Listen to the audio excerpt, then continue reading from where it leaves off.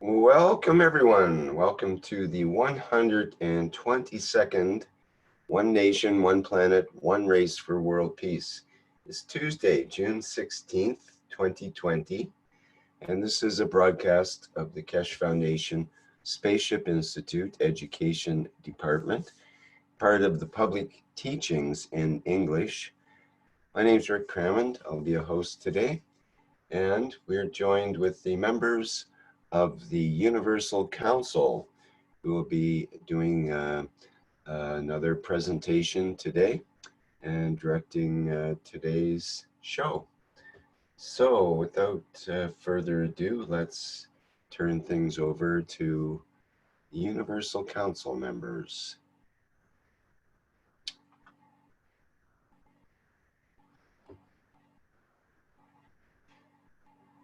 Okay, this is Marie. I'm a Universal Council member for the Norwegian language. So I will start today. So will you bring up our presentation, Rick?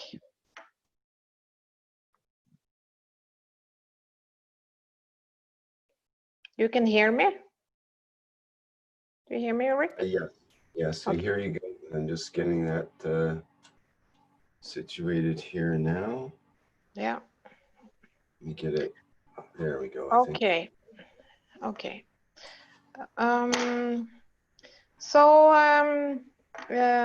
This is the global mission, peace and freedom again. And we've been having some meetings and we worked on our mission. And the goal was to come up with a vision and a strategy for this mission. And the mission is shortened to M1. That's the Peace and Freedom Mission. So I will read our short slideshow and comment on that, and then other Universal Council members will come in. So you can go to the next slide.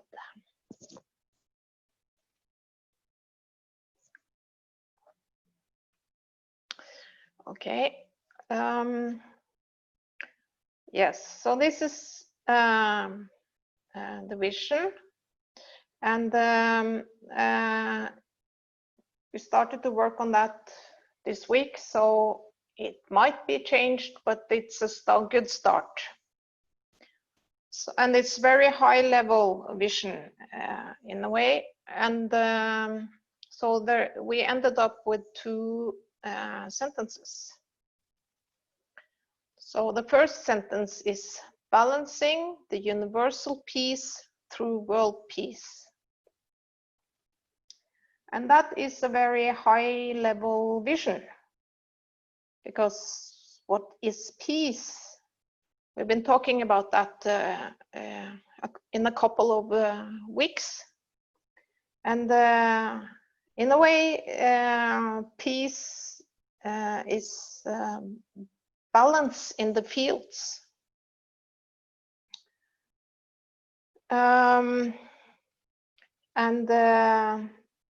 According to Knowledge Seekers Workshop, the last one, I think that is the 332, this peace is already delivered, according to Mr. Keshe. But how can we understand that? Because there are many places in the world that is unresty.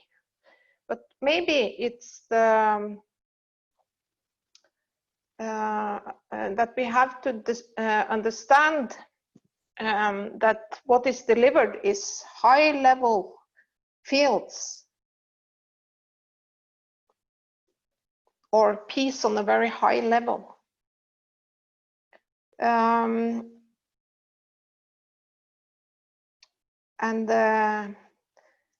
So we have to start utilizing these fields to bring it kind of down to us on our level, on all levels, on global level and in the communities and on in the families and on the individual level. And that is the main goal of this mission, to bring peace. And the Universal Council is there to guide humanity to establish world peace through getting balance in the fields. And we have to start with ourselves and bring it all the way to world peace. And by that, creating balance in the universal peace. And the other vision sentence, because this global mission is called peace and freedom. So we have to bring the freedom in. And what is the vision? The vision is to bring freedom to humanity. So how do we bring freedom to humanity? How can we do that? So we have in all the teachings, we have a lot of soul teachings. So the teachings about the soul is the path to freedom in the universe, on the universal level. And this soul teachings is of high importance because it has to reach all the souls in our world.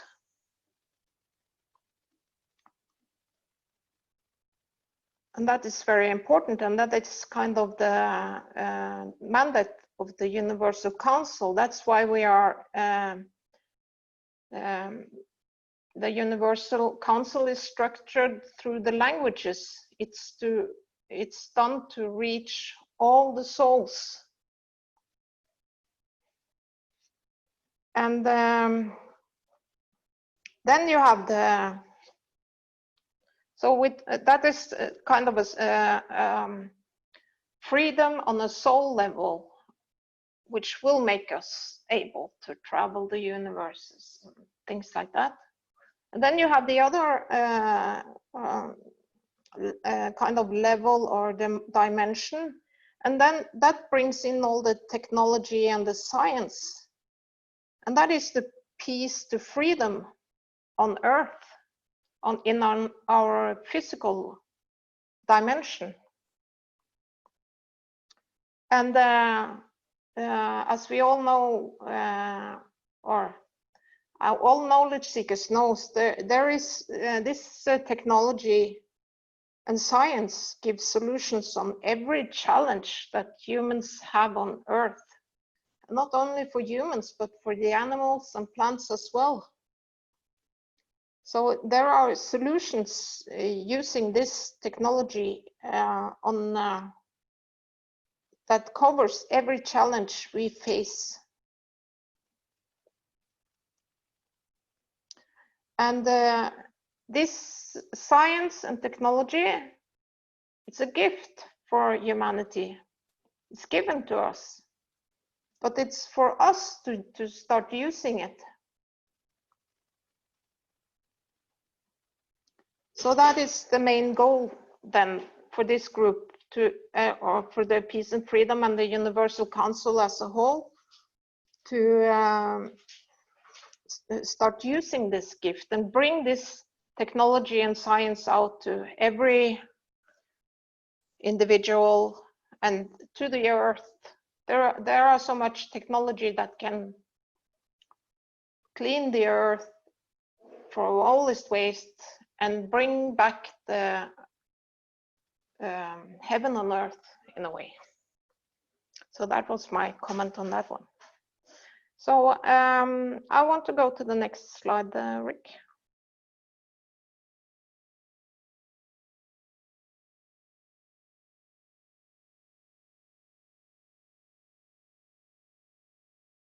Do you go to the next? Yeah, okay. So here there are a little more. So what is the strategy for the peace and freedom? So we had a look at what we have done so far. And I know that Mr. Keshe talked about the dome of peace I think in the Knowledge Seeker workshop 322. And then the Universal Council has had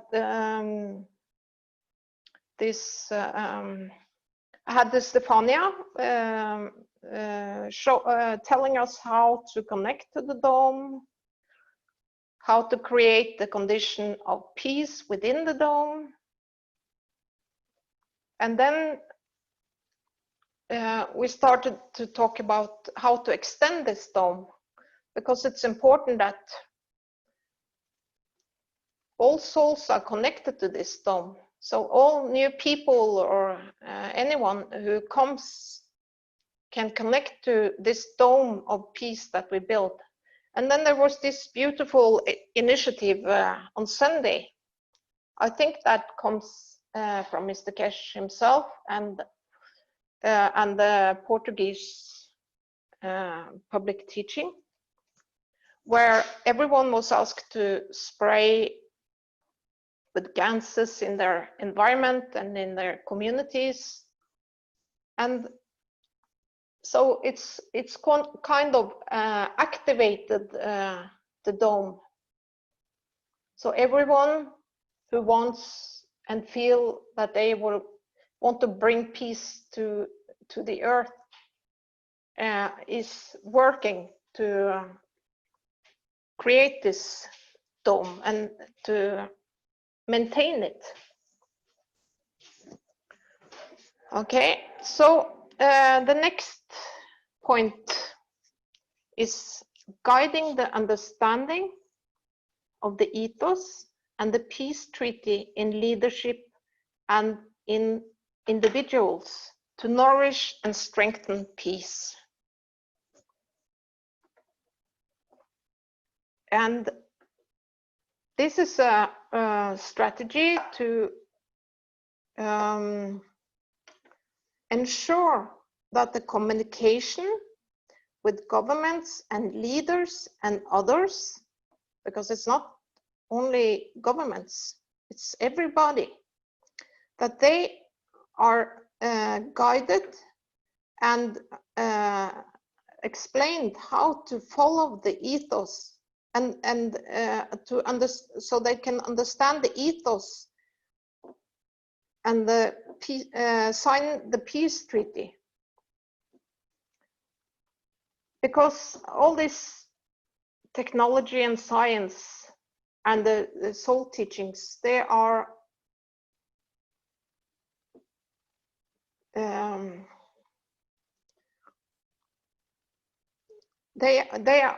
you have to follow the ethos to bring peace. So that is one of the points we need to have in the strategy for the Universal Council and actually for everyone. And then we have another point there, or a nice star, that is bringing peace to every man by teaching about the soul. So so every man on earth need to know that there are a message about the soul and to understand who we are.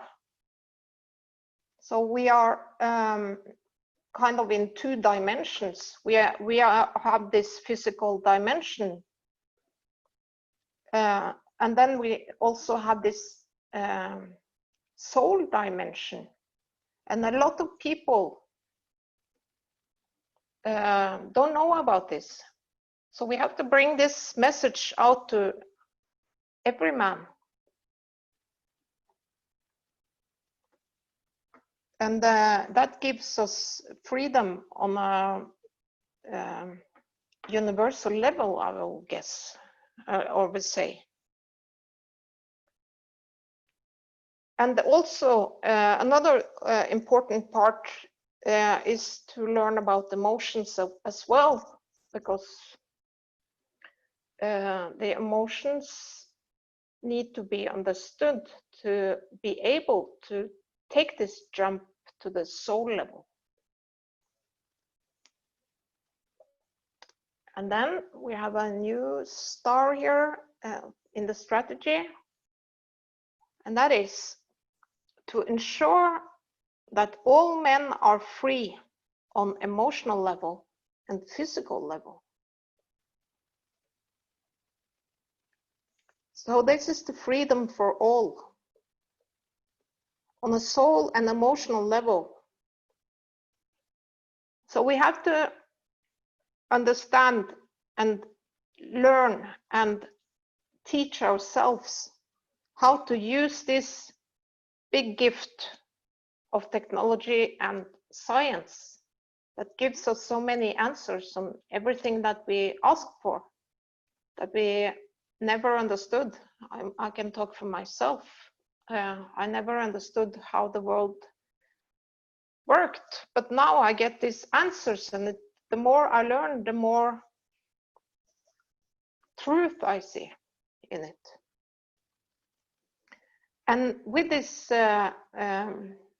technology and science, every man will be able to create what he needs.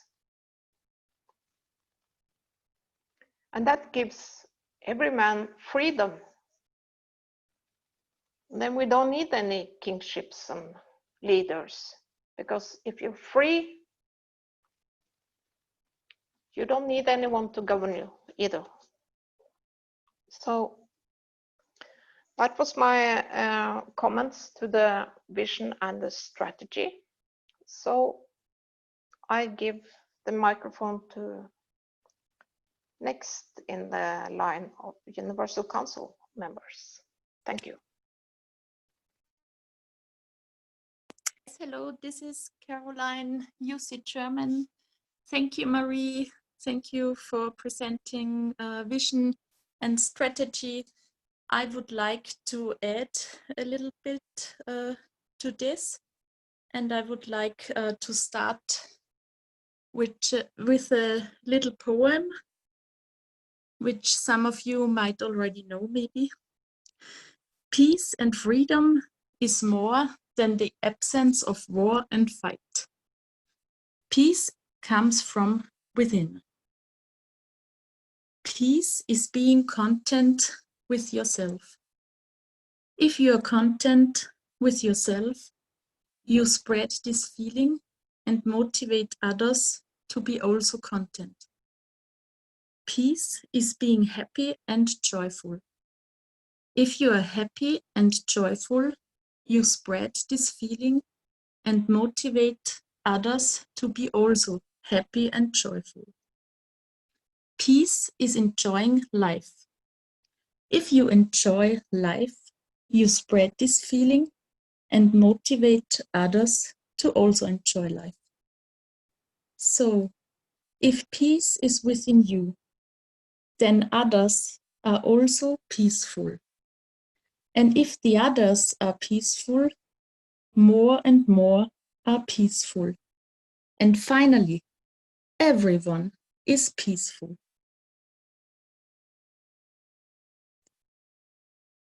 This is an adding to the vision and strategy.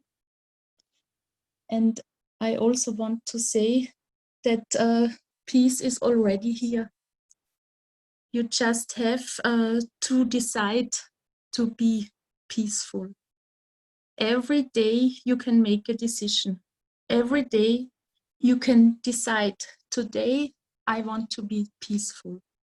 You can take this decision not only every day, you can take this decision every hour, every minute, every second. You always have the choice. And you can commit yourself to peace every second of your life, every minute of your life, every day of your life, every month of your life, every year of your life, and also your whole life. You can commit your whole life to peace.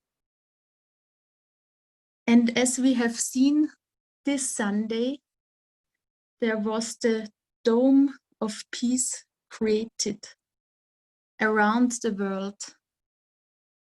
It was an initiative which was spread through the world, through all the channels, through all media, and exactly at the same time, everyone who participated started spraying everything, spraying buildings, rivers, nature, people, whatever you can think of, whoever you can think of. And it was a guns spraying event, a dome creating event.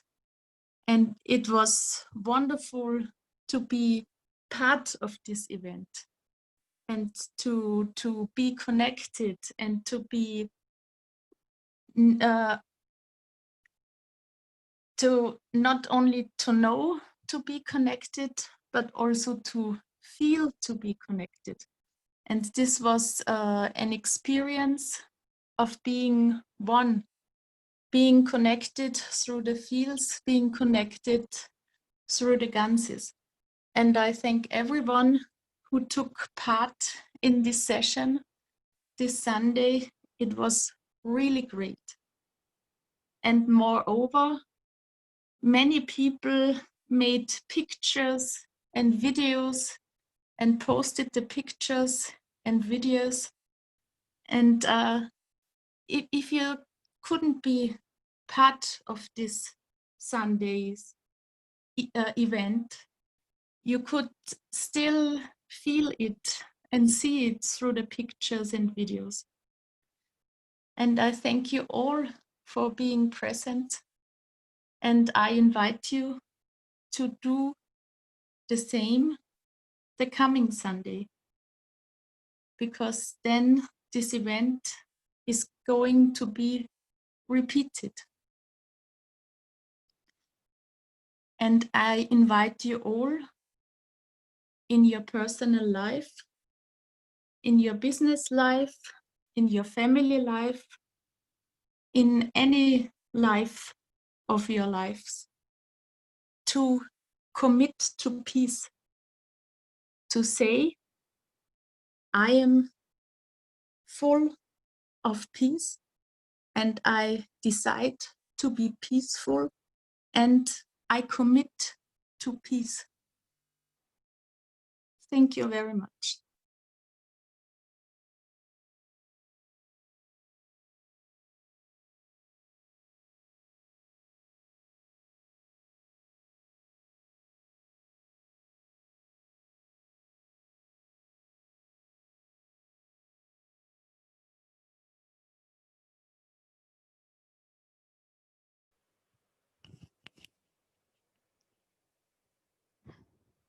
Hello.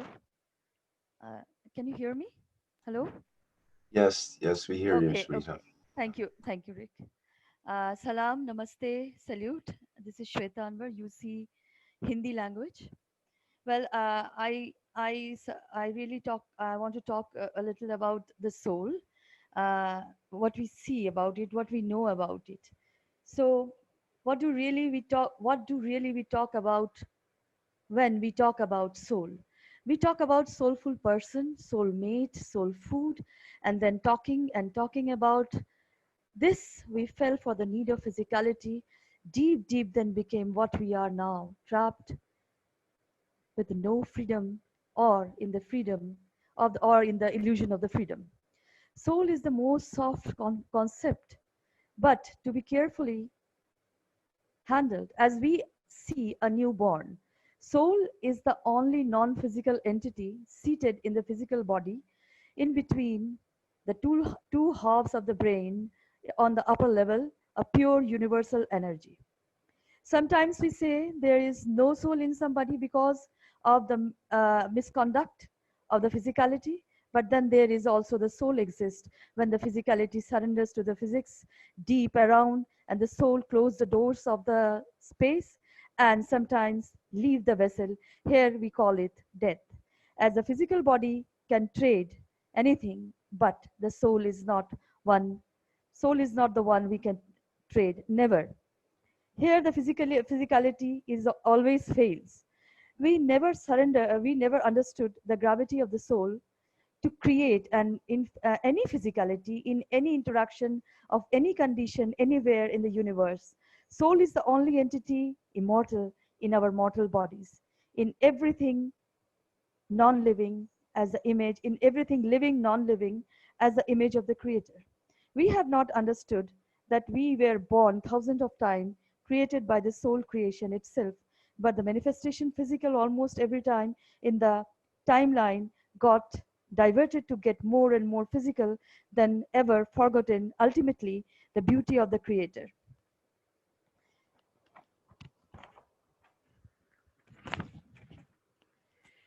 The twin souls, the seated soul of the man and the physical soul, soul represented by the heart, must interact in peace and is very necessary for the coming future. This chaotic physicality must sit to listen to the universal soul. We call it feel the breathing in all that is, so that even now every being can transform in a level of physicality still on in a way to receive the universal abundance of peace, love, and knowledge, and to become a giver, a universal giver, giver what is give what is needed. If the physicality still doesn't surrender to the universal soul, then the judgment to be conducted for all the misconducts by the soul itself. The soul is the timeless, omnipresent, walks universally with all the souls, all the moments. The physical soul doesn't move that way, never, ever, somehow really trapped, never free. So we have to understand that freedom is only within the free will of the soul. Anybody can access any moment. So simple and wise. So with the freedom of the soul moving in space, we became the giver, giving service to all that is needed. In collective, serving each other brings the peace for all life and living in any form, in earth, in space, in all the universe.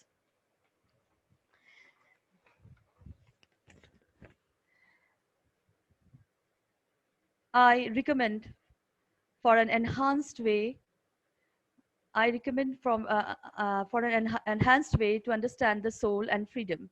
You can go to the teachings in the workshops about the soul and the hundreds and hundreds of teaching of the totality.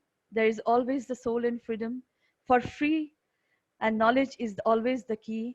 And that this has been described many times by my Messiah, Shriman M. Keshe, and all the hard work of the core team and heart and soul work of the core team of Keshe Foundation. We are here, we have to touch every single soul needed to be touched in love. Gratitude and love light to you. You always also ask any interaction you want and can mail me also in the Universal Council page in Hindi, in English, in spoken Bengali language. And here I want to add something about the peace also, that the universal soul walks, as we are all universal soul in the oneness. We walk with the peace movement of the Keshe Foundation worldwide so that all can understand the way the peace prevails. So this is the movement to achieve the global peace, and the foundation has been for years setting up all the procedures needed for establishing the promised world peace. This road is to achieve the elusive peace amongst men through the collective effort of the citizens of this planet without even relying on any government or path of belief. So Keshe Foundation is offering plasma space technology in exchange of peace to the leaders of the nation and all citizens ever. Please sign the peace treaty and be at peace and be the part of the universal community of love. Enjoy the freedom in real. That the letter that was generated for all has been shown and produced. It is for all those who receive at the level of understanding. Everybody is the leader of its own soul. So please receive the technology in exchange of peace. Thank you so much. Salam, namaste, salute. Thank you. Thank you, Rick. Thank you, everybody. Thank you.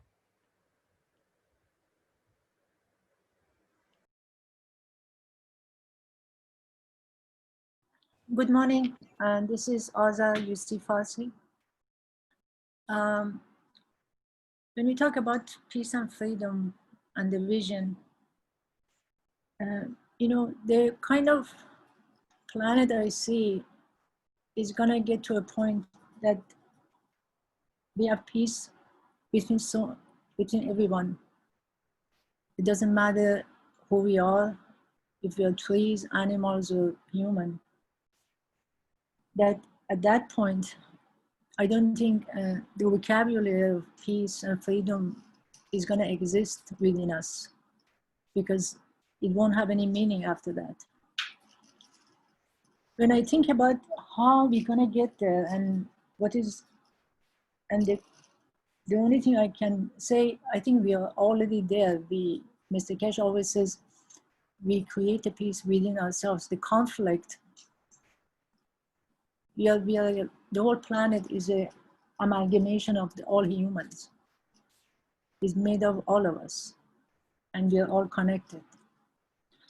So at the soul level, if I have no conflict within myself, that condition is going to be a spread, because I'm connected to everybody. I was thinking, how does this happen? I remember one time I was watching the movie Gandhi,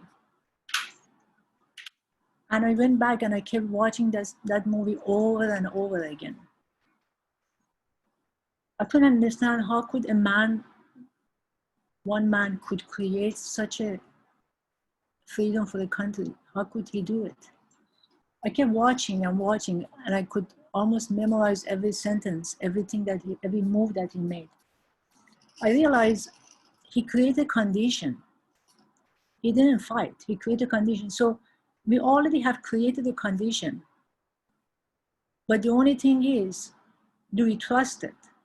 The condition is here. And the most important thing right now is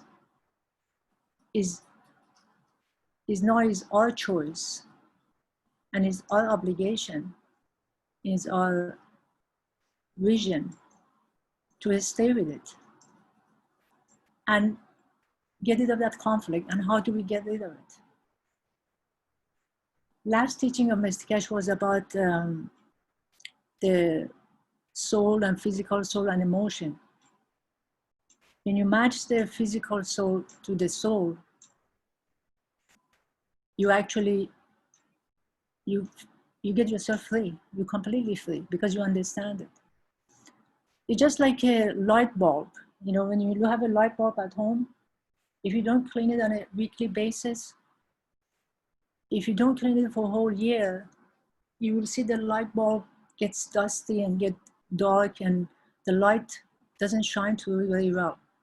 That's how human being is now, just like that. If you take that light bulb and clean it and wash it, you see the light really become bright. And then that emotion, which is a bridge between the physical soul and soul, it's just like you're standing on one side of the land and your food and shelter and everything is on the other side, which is your soul. And your bridge is flooded with water. Can you pass through that bridge and go to the other side? You can't, because you're gonna get drowned. So how is that gonna work? So if we understand this part and bring the level of the water lower, which is under the bridge, you can watch it and enjoy it, but not get you drowned. Then you can match your physical soul to the soul. then you can see the light. You can see the light in your cup of man. Then that will be transferring to everybody in this universe. You know, yesterday in a Farsi teaching, there was a gentleman who was telling us, we are trying to force freedom and peace and this knowledge to people. And I was wondering why he says we're forcing. I said, how do you see it as a forcing?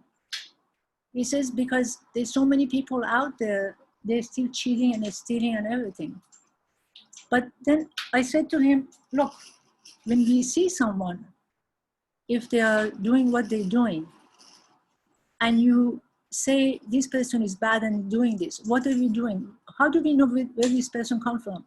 And this brought a story to me, which was, I just met a man. I didn't tell him that. I forgot to tell him that. I just met a man who was blind.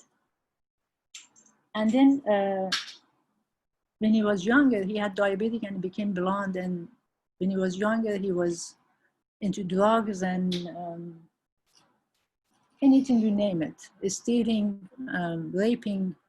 And he left his young daughter with someone, with a family, and then his wife died. And when he became blind, he understood. And he became really a nice man. And when I asked him, what happened here? He said, when he was doing all those things, he really thought he's a great guy.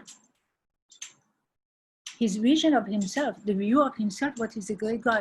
So the gentleman was asking me, there are people who lie and cheat. Do you think they see that? Do you think they think they're bad people? They don't.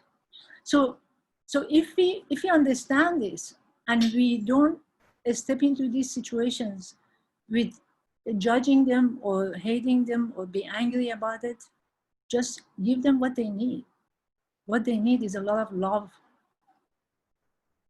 That's the only solution, to give everybody so much love that you saturate it. So the whole vision and strategy, I mean, the base of the freedom and peace is here, is already done. The only thing what we're doing is just filling it up. Imagine you're making a swimming pool. You already made a swimming pool. You just have to fill it up with water. So this is my understanding of peace of freedom. And actually, Mr. Keshe had a wish in one of the teaching, I think it was the last teaching. And then we translated to Farsi. And then I have it on my phone. So I will read it in English and then in Farsi. Let me get it.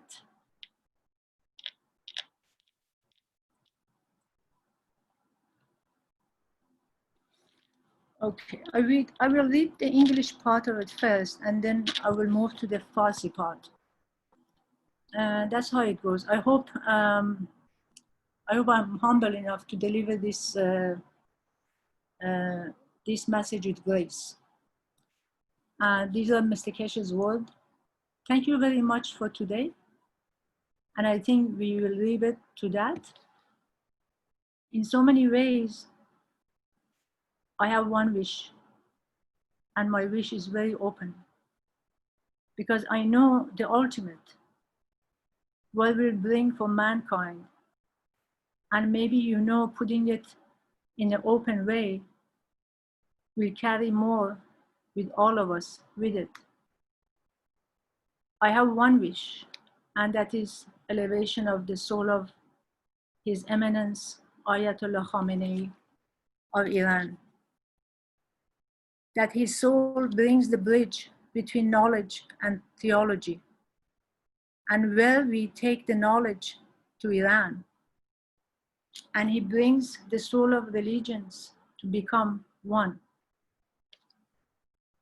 And as we see it, there could be no better soul than the soul of His Eminence, where man of knowledge and religion sits in one and understands in bringing the two together as one, will bring the ultimate change for humanity And when one religious leader brings that in, the rest will follow. And mankind will walk the path of peace. Maybe that's why we went to Iran. And maybe that's why the technology will emerge from Iran, where the science and religion become one. And I know this is a very narrow window, as he has a very old age in his package. And before his departure, will bring the ultimate goal of merging the science and religion to become one. The mankind finds peace, and with it enters the universal community. If it comes outside religious circle, will become fight. If it comes within, will create peace.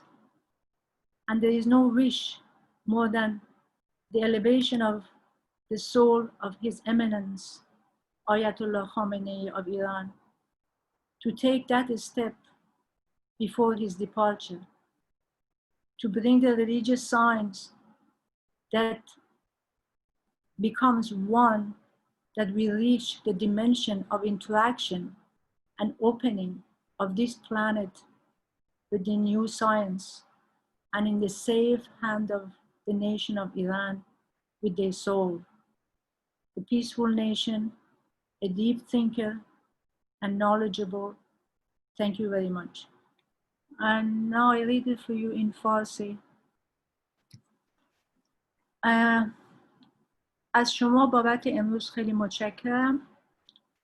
من فکر می کنم ما این را به همین صورت می گذاریم. به نحوه‌های مختلفی من یک آرزو دارم و آرزوی من خیلی آشکار است. به خاطر اینکه من نهایت را می دانم، چیزی که برای بشریت خواهد آمد. و شما شاید این را بدانید و در یک راه آشکاری بگذارید که با همه ما با آن بیشتر هم خواهد کرد. من یک آرزو دارم و آن ارتقای روح ایشان حضرت آیت الله خامنه‌ای ایران، که روح ایشان آن پل بین دانش الهیات و مذهب را بیاورد، جایی که ما دانش را به ایران برده ایم و ایشان روح مذاهب را بیاورند که یکی بکنند. و همچنان که ما آن را می‌بینیم، هیچ روحی نمی‌تواند بهتر باشد از روح حضرت ایشان، جایی که مرد دانش و مذهب در یکی نشسته است و در آوردن هر دوتا به یکی را می‌فهمد. نهایت تغییر را برای بشریت می‌آورد. و وقتی یک رهبر مذهبی آن را می‌آورد، بقیه دنبال می‌کنند و بشریت در راه صلح قدم برمی‌دارد. شاید ما به این دلیل به ایران رفتیم و شاید به این دلیل تکنولوژی از ایران ظهور می‌کند، جایی که علم و دانش یکی می‌شوند. و من می‌دانم این یک دریچه باریکی هست، همچنان که ایشان سن مسنی را در بستهشان دارند و قبل از عظمتشان آن هدف نهایی ادغام دانش و مذهب را بیاورند، که دانش و مذهب یکی بشوند، که بشر صلح را پیدا کند و با آن داخل شورای جهانی بشود.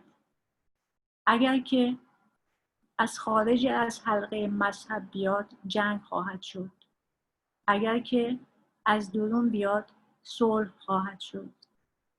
و هیچ آرزویی بیشتر از ارتقای روح حضرت ایشان آیت الله خامنه‌ای ایران نیست.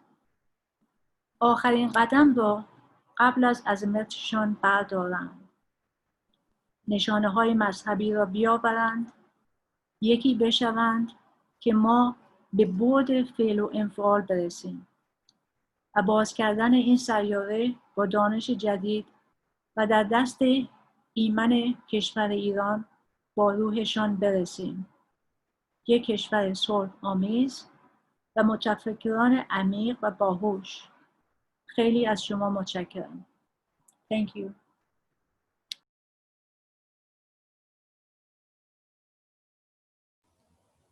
This is Mosfek, Universal Council member, Bengali language. I would like to describe the experience of peace from the point of view of common inhabitant of the planet. So I'll start the experience from close to where I live, and we'll travel a little further. So it was one of those early morning before the sunrise, when the children were very excited about what is about to happen at the outskirts of Sundarban, or the beautiful forest that is at the southern part of Bengal region. So what happened? What is going on is the children, they gathered together there to sing, play, and dance. And the animals in the forest, when they heard this, they came out and joined them. The little tigers, the little deers, and even the little crocodiles were nearby, although a bit reluctant, but was there. And the birds started singing as the sun rose in the morning sky. And the trees of the forest and the surrounding area were also joyous. Although not much could be seen, but they seemed to be brighter. And the playing and the singing and the dancing went on with all the animals. They talked in languages that only they could understand. Oh yes, there were a few of the older ones, human, tigers, deers, watching the children play and dance. And it went on for a while, but the children, they wanted to go to another of these mangrove forests elsewhere in the world. So the dome of transportation started forming, and everybody was in there, and they, in a few minutes, they found themselves at the outskirts of Amazonia. There were new animals, people from Brazil, all gathered together, expecting to see the people from Bengal, and they joined in, and they both, all together, they started dancing, singing, playing, and it went on for a while. And it's a joyous occasion for everybody, because they were expecting to meet each other for such a long time. And it was morning in Bengal, but it was evening in Brazil. So the sun was coming down, the birds were once again singing, and the children of all kinds were getting a bit tired. So they decided to go back home. The transportation dome started forming, and they all went back to their home, happy, tired. And back home, there were some elder ones of the tigers, the humans, the birds, and the trees. They were there to tell the stories that has been part of this planet for such a long time. And soon the children of all kinds were asleep in bed. And this is one way of experiencing peace that is here in our vicinity. Thank you.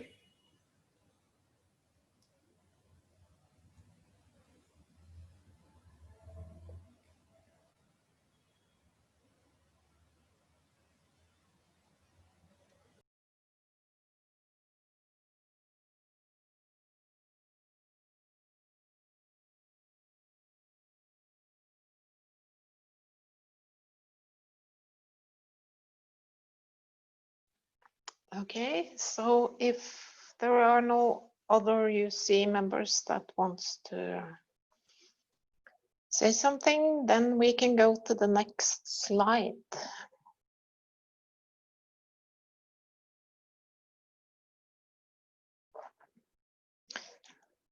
This picture is created from the responses from the audience. What is peace for you? And in a way, it's like the sound of peace and freedom.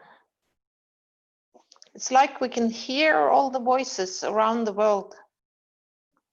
This is what we want. Or light, maybe it's light. So we, the knowledge seekers, the Universal Council, the Earth Council, the core team, and all other souls that are within this dome of peace that we created together. We are the beacons of light in the world. We light up the whole world so that all souls can find us and become part of this movement of peace and freedom, total peace and freedom for all. Thank you. You can go to the next slide.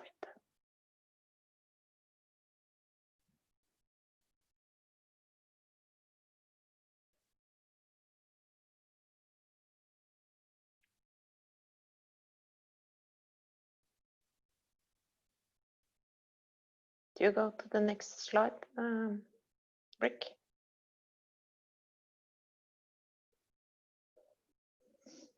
So in a way, we are at the end of the presentation we had prepared, and we really want to hear you that are sitting in the audience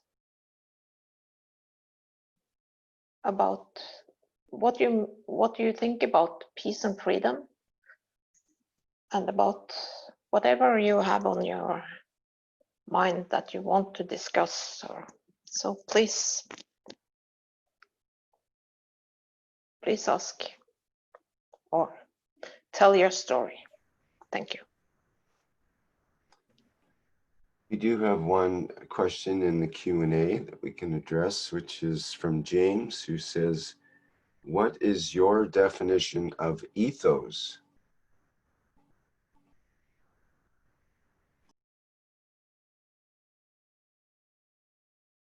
Well, there is this ethos of Keshe Foundation. We are here to serve, not to be served. But so that is the ethos that we are guiding us in everything we do. We're here to serve others.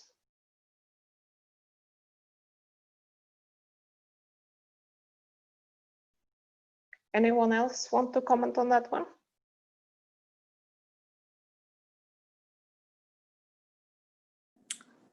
I just looked it up in the dictionary, and I'll read the dictionary because it is put rather nicely. The underlying and distinctive character or spirit of a people, group, culture, etc. In aesthetics, which means beauty, I believe, the elements in a work of art that are objective and universal or ideal.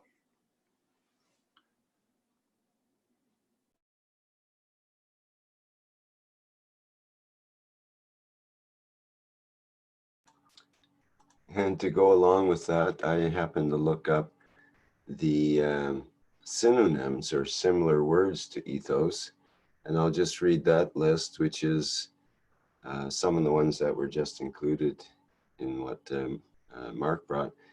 In spirit, character, atmosphere, climate, mood, feeling, temper, tenor, flavor, essence, and quintessence. Those are all synonyms or similar words.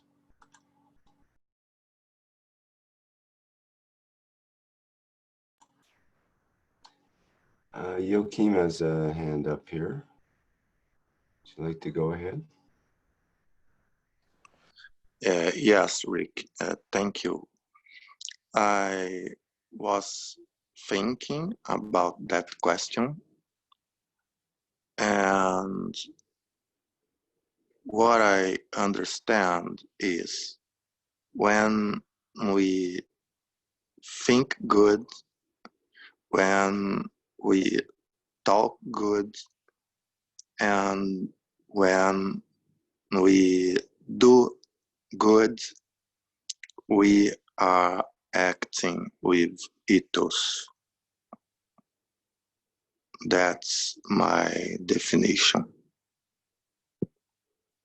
Thank you.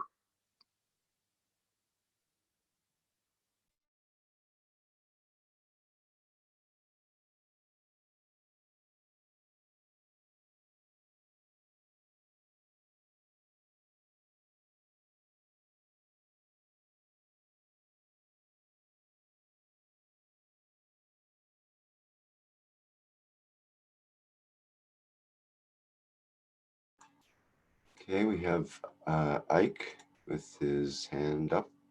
And I'll remind the other attendees here in the Zoom chat that you can put your virtual hand up and then we can recognize you to open your mic.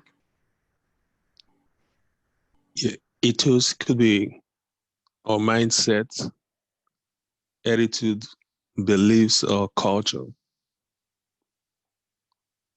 Those are the basic meaning of ethos.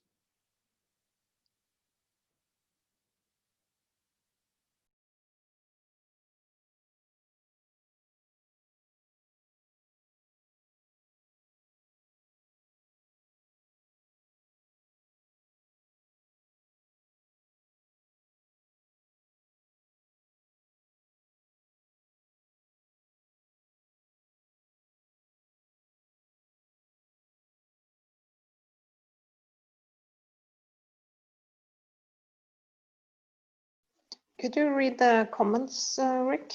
Because I see there is, but I'm on my phone, so it's a little hard for me to do that. The comments in the chat. Yes. The previous ones, you mean? Just the latest? Okay.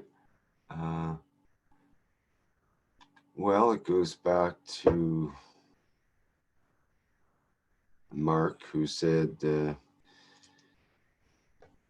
continued introduction of the new science, new ethos, and the new language being delivered to this planet through the Keshe plasma technology. Quote, every man's obligation to investigate and understand this new science, unquote, from MT Keshe. Diane said, understanding this new way of being and doing, blessings. Ike says, maybe it should be a continuous event until it's peaceful here on Earth. Thomas says, thank you, Mark, for that forward review. Doug McDonald says, when asked on his first visit to London, Gandhi was asked, what do you think about our Western civilization? He replied, that would be a good idea. Freed says, I am present. Stanley says, raise hand and we'll enable your mic. You may write your questions into the Q&A as well. Ursula says, gratitude, Marie and all. Babak says, when you can give without any expectation, then you may be free.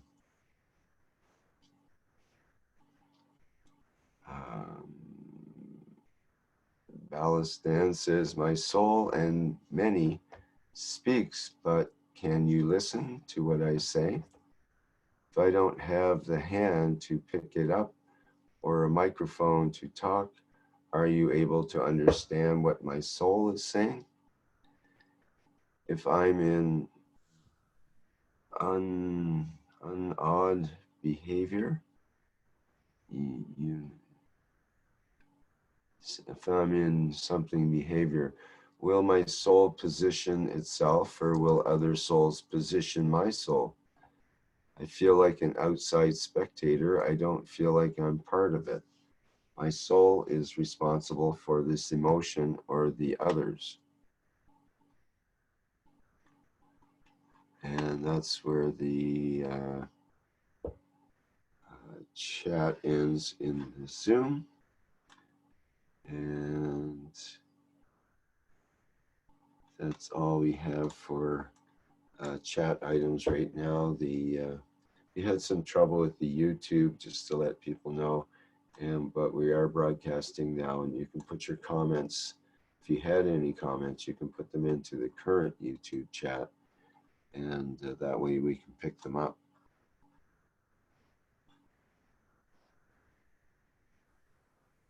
Can I answer the question asked last, that he was not feeling physically or soulfully here together?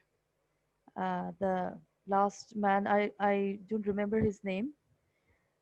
He was not he was saying that he was not feeling inside this universal core, or a kind of thought like that. But I would say my soul can feel your soul.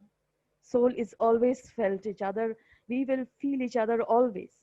But the physicality blocks every time with more emotion and questions. It blocks every time. So you have to feel the soul, then you will be free to be within. We are all within. So I can feel your soul. Your soul is lovely and good and want to be in this universal love. So you are a part of universal love. Never see you an outsider. Throughout the world, people come physically interact with each other in a way that is different. But in the soul way, it is always in motion. We always interact each other because, and for this reason, this piece is here. For this reason, the piece is here. And the movement is going on further. So never feel like that you are an outsider. Never. In the soul level, never. Physically, it can be, but you can also do the physical explanation to yourself why you're feeling like that. But your soul is ready. Your soul is always ready because that is universal.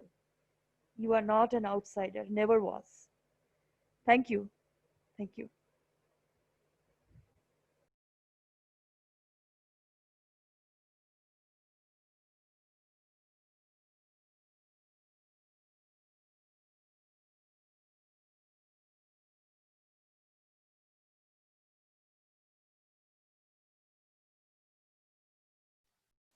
This is Marie again.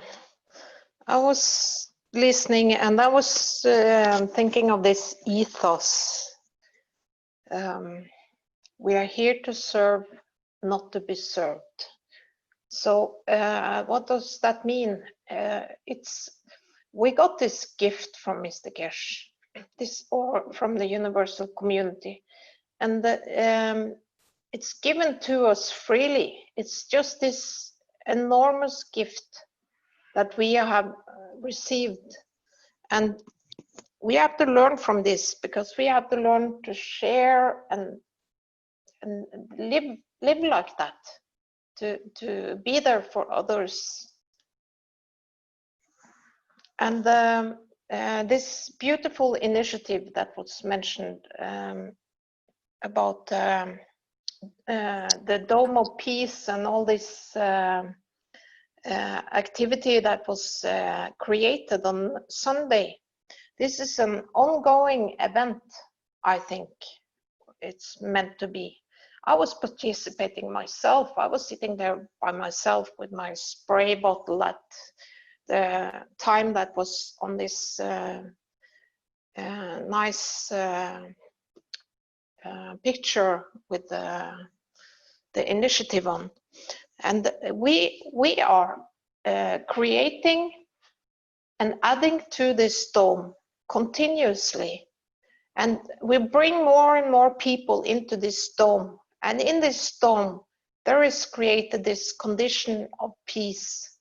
And that is where we are going together as a big family. And everyone should be in there. When we finished everyone, there is nobody outside. And the ones who are outside are the ones who don't know about this, that there are solutions for peace. And so we just have to continue doing this. And I think this initiative is every Sunday. At my time, it's 9 o'clock in the evening, and that I think that's CET. So please participate and spread your pictures and videos. And it was really fun to see all the responses that were flourishing everywhere. And I got really inspired by that, because many people are kind of lost in their loneliness in their community, and nobody else do the Keshe plasma science thing. But if we get the confidence to go out and show that we are spraying something and that we have solutions for everything, people will get interested. And we also strengthening our souls. So the others, the people that don't know about the Keshe Foundation and Universal Council and Earth Council and all the knowledge seekers, and they will be called through their soul. So they will feel that there is something going on. So the stronger this dome of peace gets, the harder it gets for the physicality to keep them out. So I think this will be a great success. Thank you.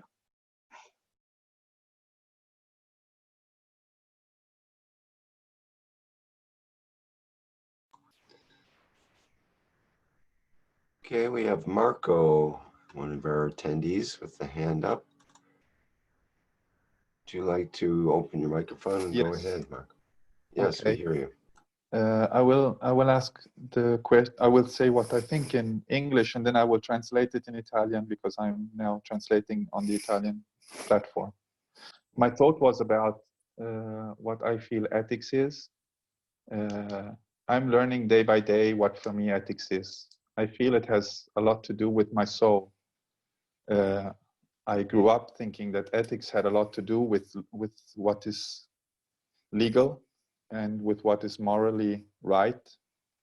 And now I'm starting to separate these things, and I'm starting to feel that ethics is right because it has to do with my soul, and not always what is legal is right, and not always what is moral is right, because it changes in every country. The laws are always different. What you can do in one country is different in another. And the moral has a lot to do with religious thoughts, and these change day by day. But when you do something right, it's something you feel. It's right, respect to your soul. So I feel ethics has a lot to do with you, yourself, and with your soul. I will translate this in Italian for the Italians. Stavo commentando che cos'è per me l'etica. Per anni ho pensato che l'etica fosse molto connessa alla morale e in un qualche modo alla legge, quindi al giusto e sbagliato di questi piani. E invece ultimamente col tempo inizio a separarla completamente, perché la legge cambia di paese in paese e continuamente il Parlamento tira fuori leggi diverse. È una cosa che oggi è giusta, domani è sbagliata. E la morale è molto legata alla religione, è molto legata alla cultura del momento. E quindi ci sono cose che sono morali in un periodo che non sono per niente etiche. E quindi sto imparando a sentire cos'è l'etica. Per me l'etica è molto connessa alla mia anima. Cosa inizia a essere giusto sono le cose che sono affini dentro di me e inizi a sentirle come giuste. È come se per me l'etica ha a che vedere con l'anima tua. Thank you. Grazie.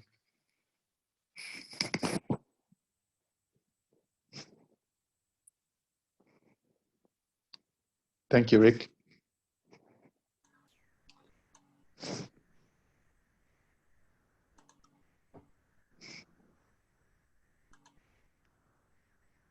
Okay, thank you.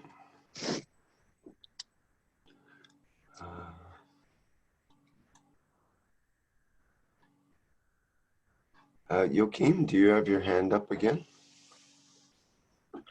Yes. Okay. I was thinking about what Marco said, and he raised a really important point, because sometimes Ascoltavo quello che diceva Marco e ha sollevato una questione molto interessante. Because sometimes we can do things based in our legal aspects, but we cannot do that based in our moral, in our ethos aspects.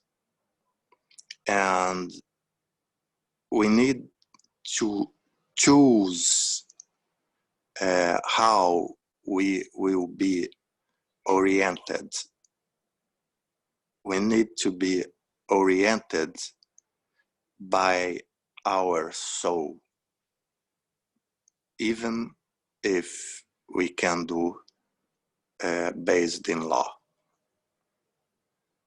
Thank you.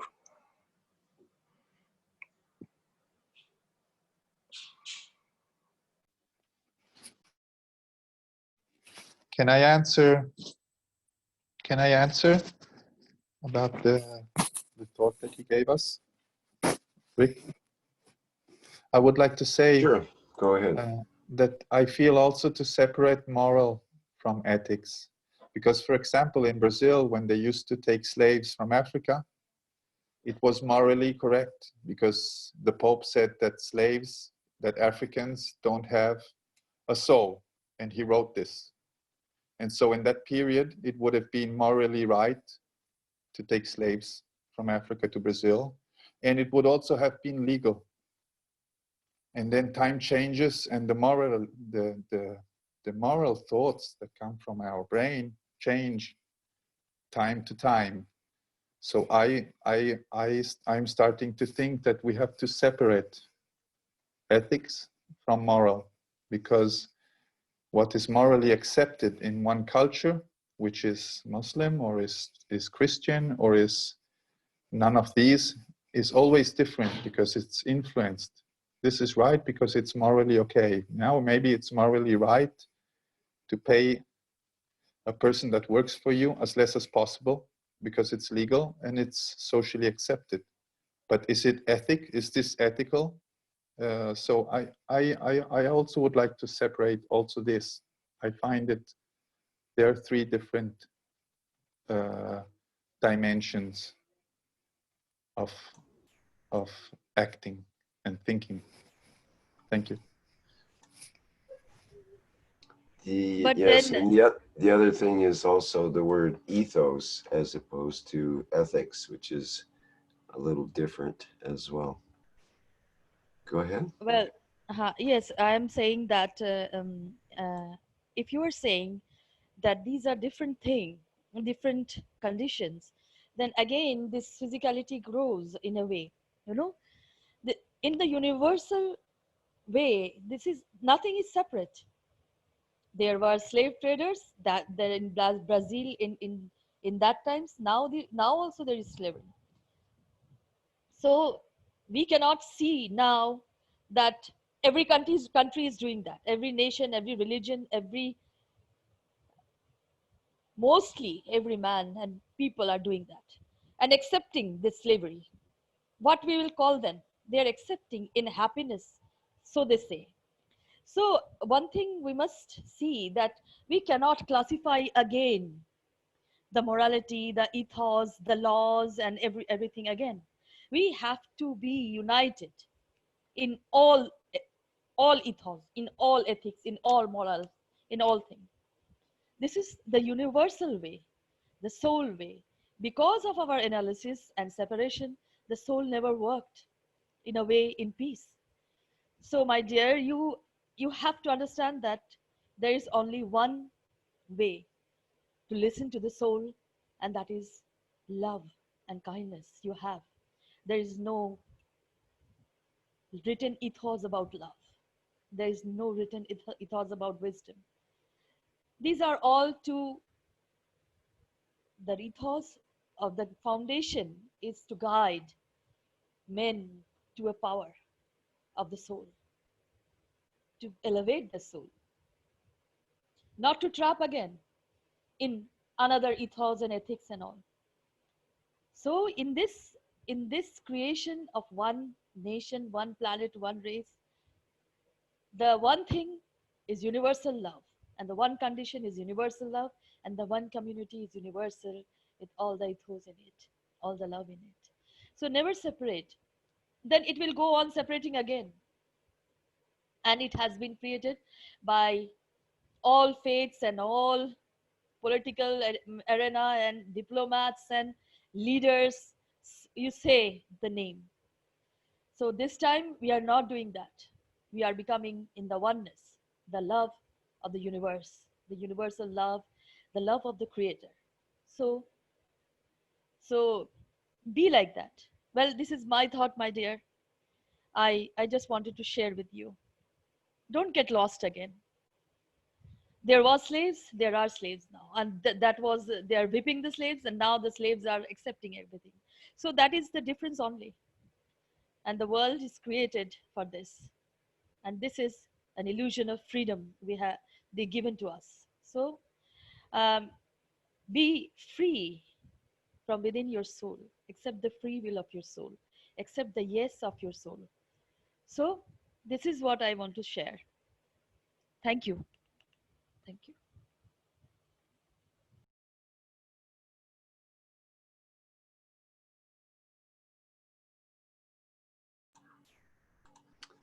Okay, we have several hands up. Joachim, were you finished with what you had to say there?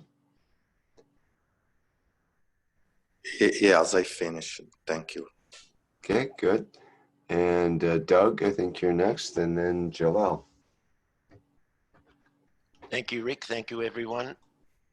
I was thinking about ethos also and what it actually means. And on one level, it means different things to different people. You even have ethos of criminal organizations. You have ethos in various groups, as the definition says in the dictionary, but they're not universal in their application.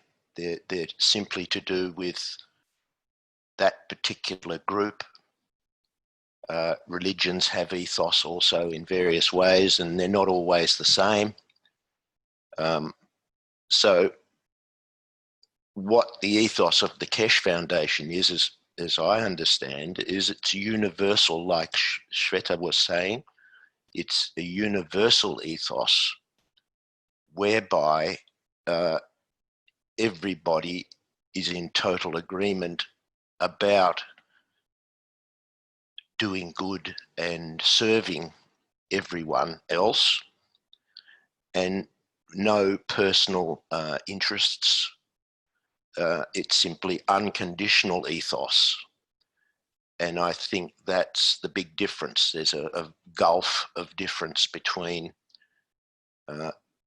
personal ethos of any kind that we might have in our group, and universal ethos, which has no group. It is in oneness. And that's sort of what came to my mind when I thought deeply about that, the definition, different definitions of ethos. Thank you.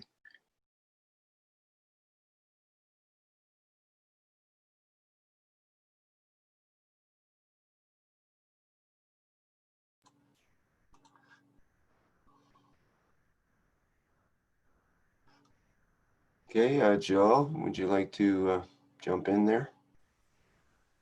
Yes, hello, Rick. Good day, good evening, everyone. I would like to say exact what Doc said because he is reading my mind. I would like only to add one thing. We are working with the ethos of the Keshe Foundation for now. And from what we learn, from the knowledge and what we have received from Mr. Keshe, from point of strength, from point of power, we are saying we are here to serve, not to be served. Because from this knowledge, we have the power.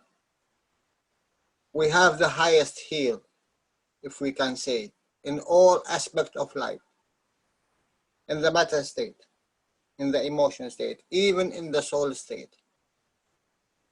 So for who is listen outside the knowledge seekers, don't think we are here to serve, not to be served from the aspect of weakness. Look at it in the opposite way. We are speaking from the chair of the, if I can say, the kings, because now we know we have the chance and we have the knowledge really to change the ethos of the old ancient knowledge, whatever it is, and we stick with this ethos, and this is think good, do good, and speak good. Because wherever you go, I think this is the way you can live in this meaning, with the knowledge what Mr. Keshe gave us, the power of the soul and the power of this technology. It needs a lot of time, thousands of years, to comprehend it and understand it. Thank you very much.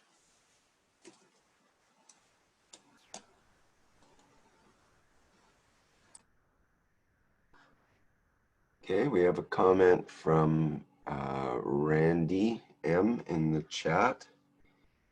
He says, you are what you think, and what is a thought? It's a vibration of your mental self, beyond which lies who you really are, soul. And that is where the state of your health really begins. The state of your individual health is spiritually and vibrationally induced, chemically, electrically driven, and biologically carried out.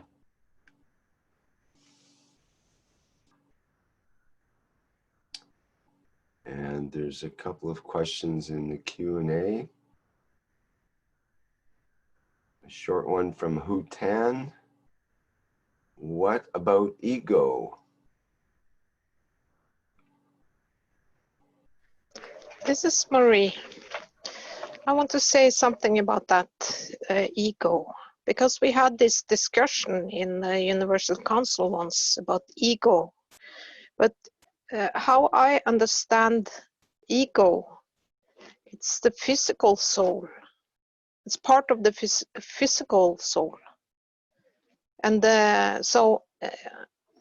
for instance, if you do something egoistic, it's mostly, or I would think it would be kind of a misconduct. And who is misconducting? It's not the soul, it's the physical soul. So I think ego is within this, or it's either the same or part of the physical soul. But that is just my thought about it. So if someone else wants to add to it, please do. Well, there's a wise man that once said that it takes a big ego to contain a big soul. But on the other hand, maybe souls aren't bigger or smaller. Yeah, you know, sometimes Mr. Keshe talks about the physicality soul as a big leech.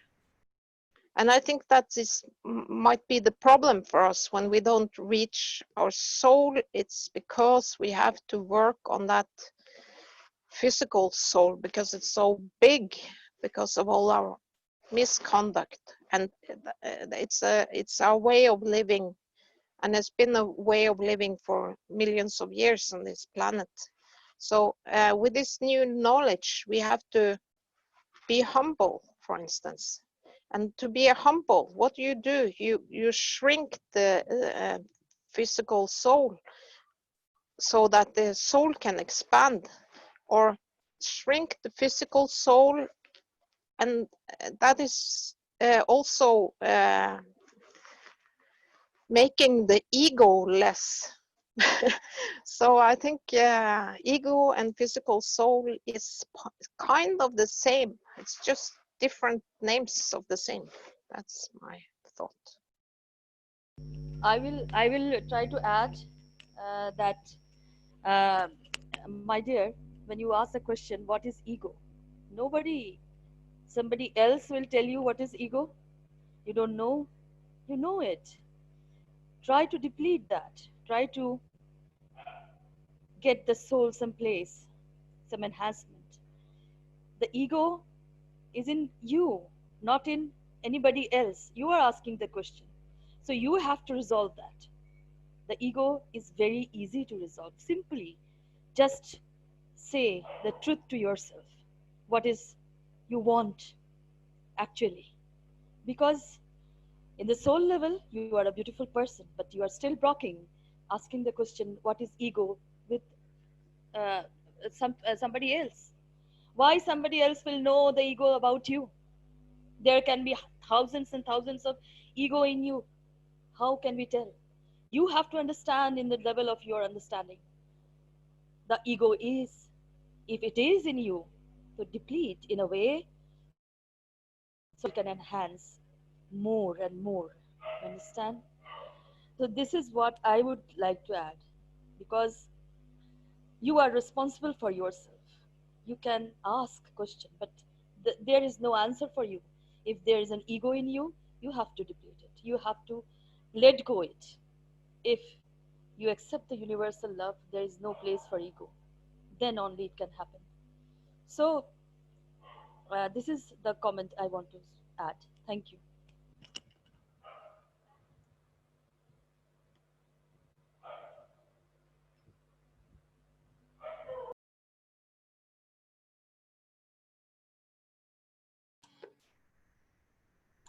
Okay, we have another comment from Dan in the chat who says, Jalal, and then if my soul tells me that I do not translate and share this knowledge with others, even if the ethos tells me to share freely, how do I position myself? Because of my ego, other people don't get what's here?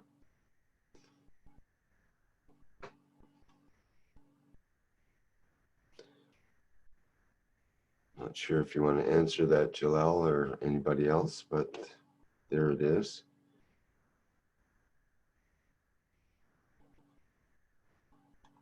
Okay, we'll let that go for now, unless someone has something they want to say. Oh, there's Jalal. Jump right in, Jalal.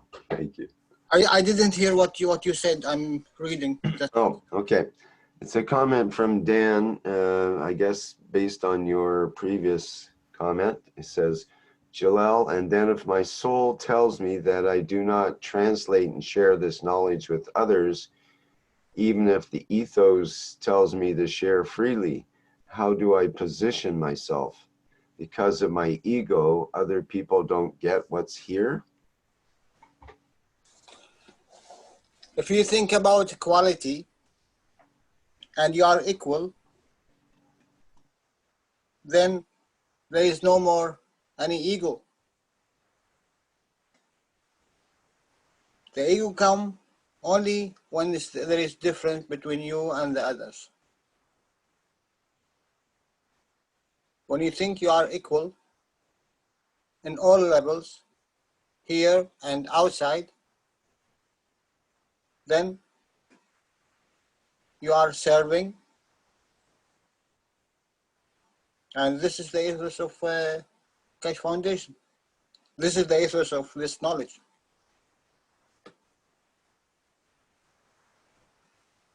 Because Mr. Keshe is teaching us to be equal with the others. Who is the others? Here on earth or outside this earth, outside this universe? They are already before us millions of years and ahead of in different knowledge. But we also have something to share with them. And the most beautiful thing, what Mr. Keshe said, that we can teach them something. Every one of us have something he can teach. In which level he is. So teaching is the most beautiful thing to do. So what do you think? How are you going to teach? And what you're going to teach? If you have the chance to do that. And I think in the days to come,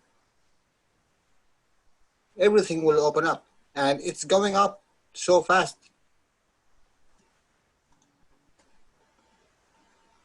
So you are equal and you are serving.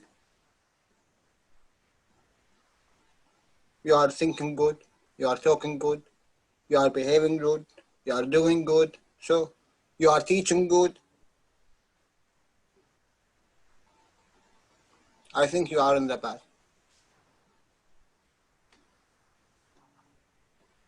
He does have a, sorry. It's okay. Don't let the soul of physicality prevent you from doing that. It's only the soul of physicality who is doing all this mess. It needs a little bit guidance. And Dan adds in the chat, there are no others, we are all one. But then he says, but what do I do with those who don't speak English and wait for this knowledge? I think you kind of, I think you answered it. Try to communicate with them in your soul. Mm.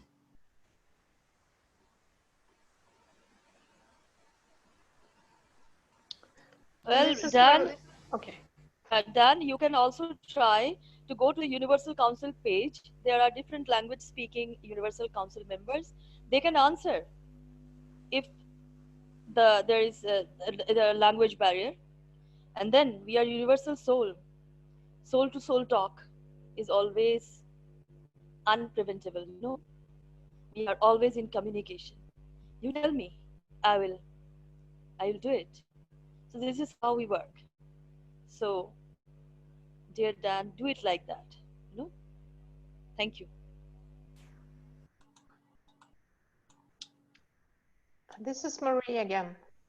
So we have all these guidelines that we got from Mr. Keshe, and for instance, the commandments. We have got the new commandments, or the commandments that were taken away from once in the past. And so there are a lot of guidelines. So you have the commandments, you have the ethos, which is very short. We're here to serve, not to be served. And we have all these teachings, and there are soul teachings in every teaching from Mr. Keshe. So there are so much to find if you're looking for guidelines. Thank you.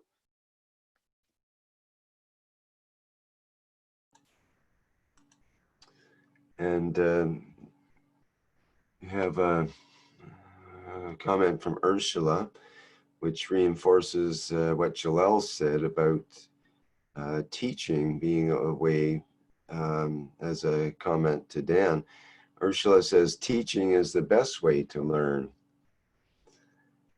And so I know Dan does teach others, so he said, and Dan says, I'm still working on it. Mark says, trying to get the lion and the lamb to sleep in the same nest, lay down with the lamb and not consume and harm. Dan says, I thank you. Bhutan says, I will do my best. And James says, please post when the commandments are in the American Telegram.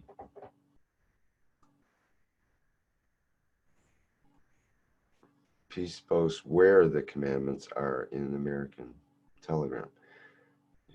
I'm not sure if you can post where they are easily, but we could probably get a time on that or something. This is Maria, Rick. Mm-hmm. The commandments can be found on Keshe Foundation main page. Right, And that's where if you go to let me see. Well, if you scroll down there, Wiki, you can find. The KF Wiki might be the best place. That's where they're found with all the links and so on. So you can look up commandments in KF Wiki and it should get right to that. And I'm not sure if it was posted in the American Telegram. It may have been, I think somebody posted the commandments in several of the Telegram groups recently. Okay, we have a question from Jackie, which is directed to the Universal Council. Perhaps we can address that.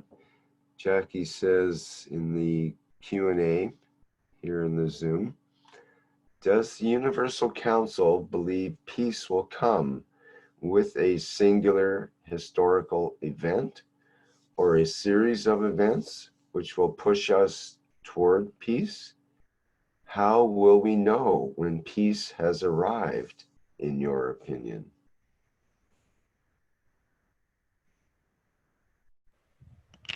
Peace is here, my dear. Jackie, dear Jackie, peace is here. You know everything. Don't avoid anything. Peace is here. We are in peace. The peace movement is going on. So,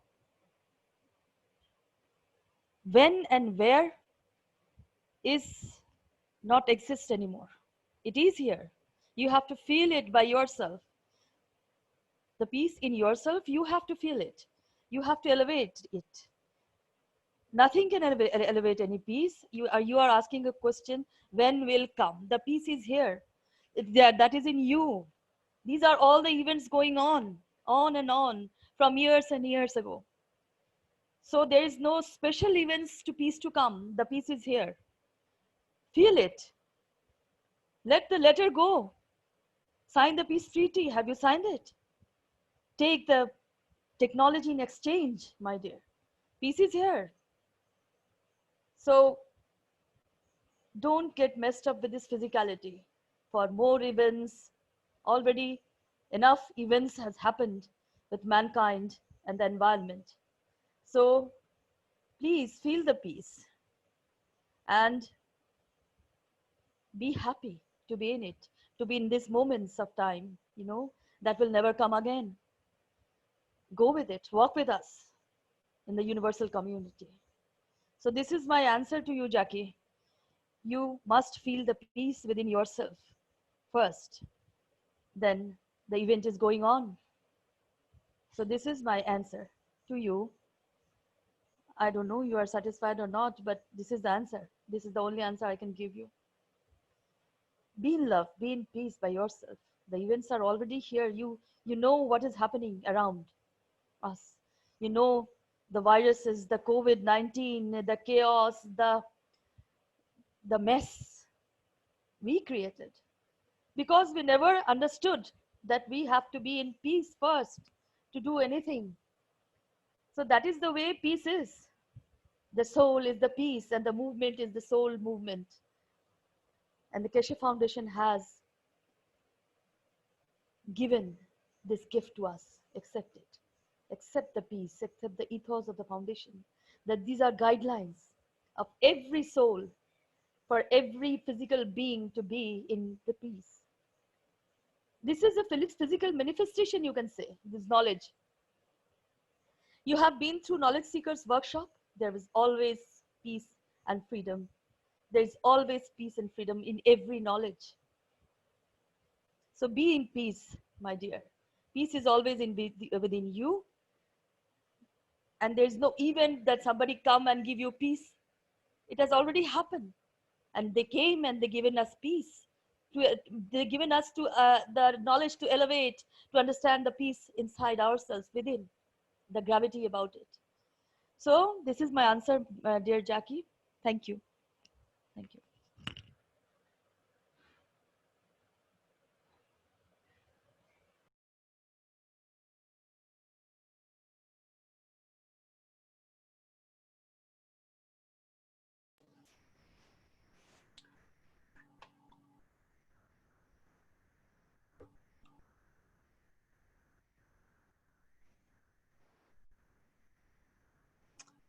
Thank you, Shweta. Very good definition or answer, I think. Ursula says in the chat, when peace enters into our life, it will go viral. Thank you, Rick. It is going viral, indeed. Of course. Thank you. Thank you so much. Maybe the peace virus is the answer to the coronavirus.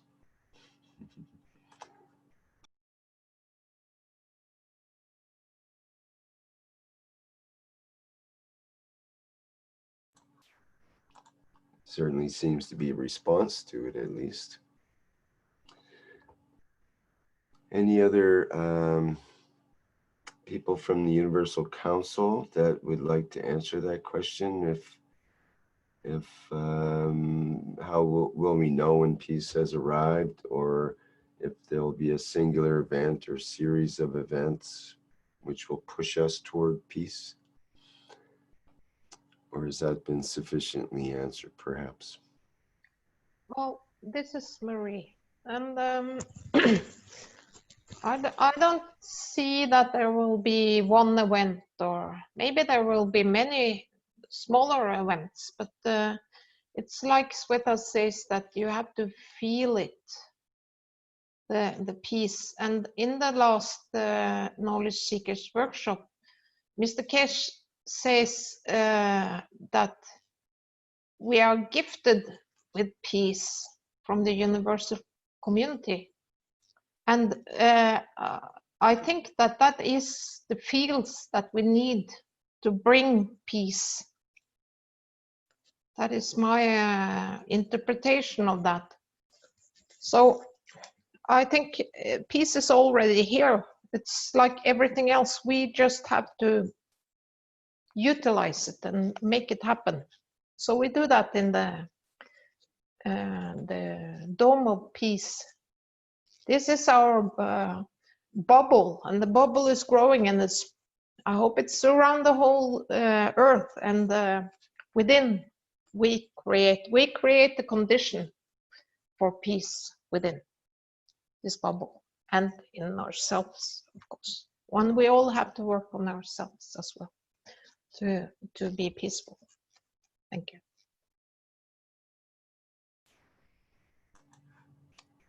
See, Joachim adds in the chat, we need to be first in peace. We cannot see what is not within us. We are becoming peaceful in every action we do. It is a process. And in the live stream chat, Lilium says, according to Aristotle, ethos forms the root of ethics, meaning morality, showing moral character. Personally, I would like to add that ethos is an inherent quality of the soul.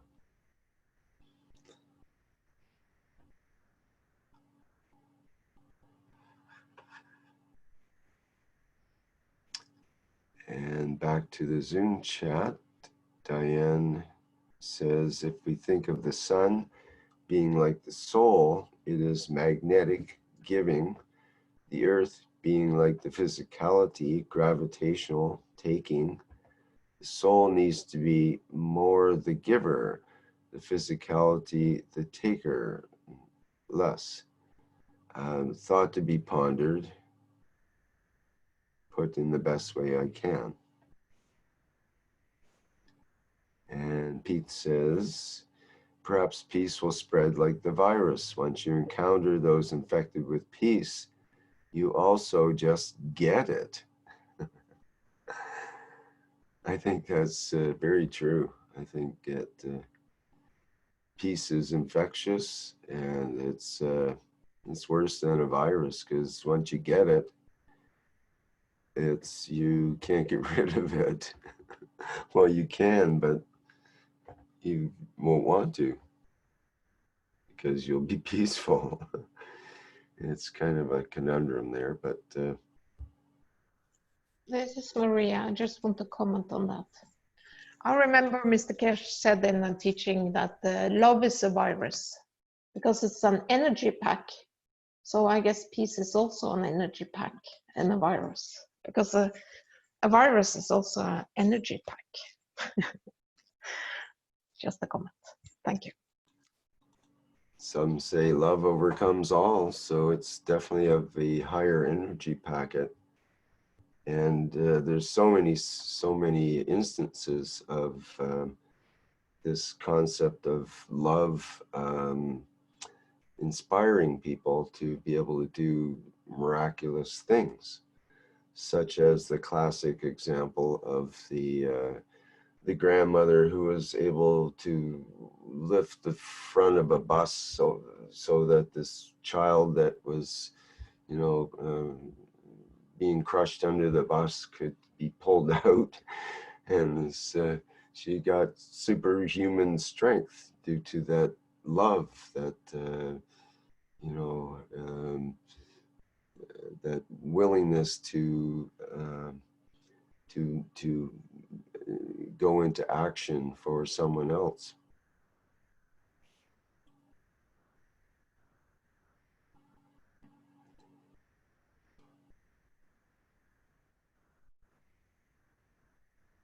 It's the power of a mother. Never underestimate the power of a mother. Exactly. A lot of truth in that. Or the power of a lover as well. Yes.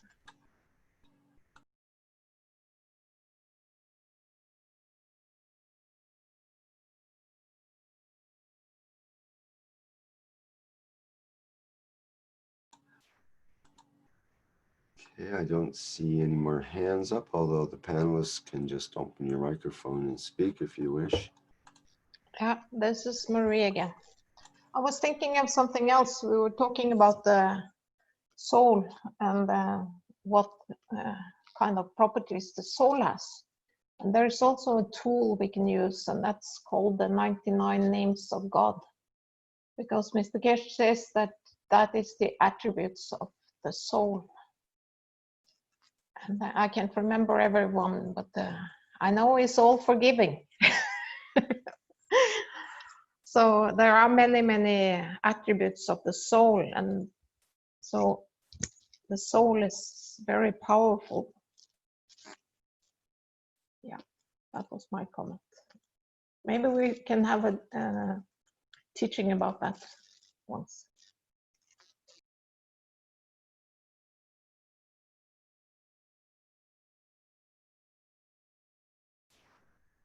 Well, we certainly did go through all the names of God at one point. The 99 names of God, I believe, were read out in one of the One Nation, One Planet, One Race for World Peace. Gee, it must have been a couple of years ago now, though.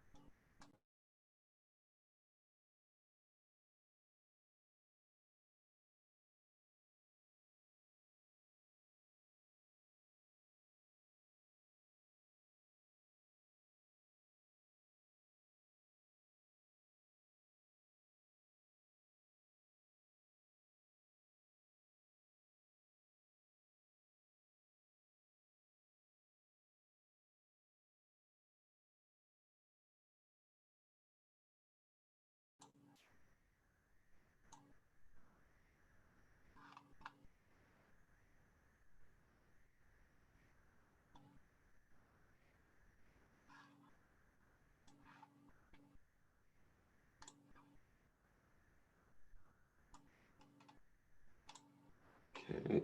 Is there any other comments or questions from people?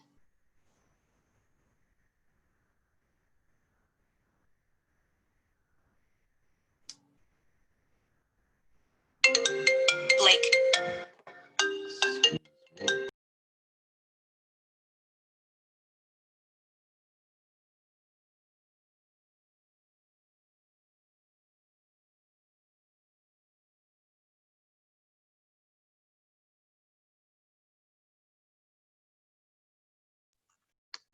This is Marie again. I think it's been a very nice discussion. So if nobody else has something to comment on or anything they want to discuss, then maybe we finish in a way. Well, it does seem complete for today in a way. And with the bells and whistles going off at my end at the end here. We have one more comment from David Hay in the Q&A. If I am sitting in my front room and I learn to detach from my soul and is traveling wherever and some body comes into my flat, will I still be able to communicate with even when out of my physicality?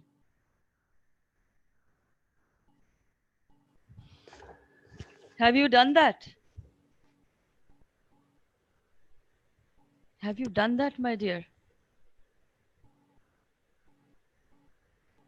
You are moving, your soul is moving and somebody came in your flat.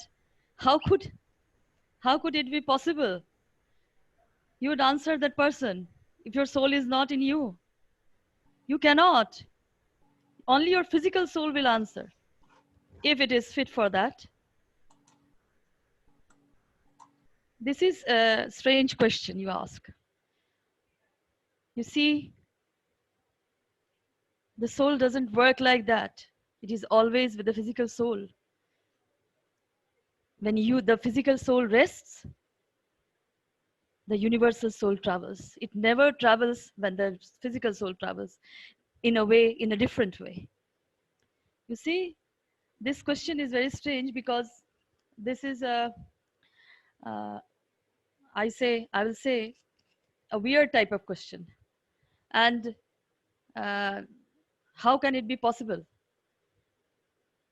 to answer a person if the soul is not in with you?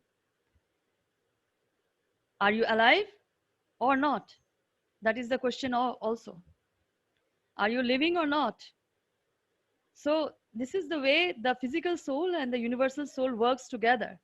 When the physical soul in rest is in resting, the universal soul travels in all the soul dimensions. So this is how the universal soul and the physical soul works with each other. Never the two separate. But then the question you ask, this is about separation, living separation. So this is not about living. This is not a living question. So that is my answer to you. Thank you.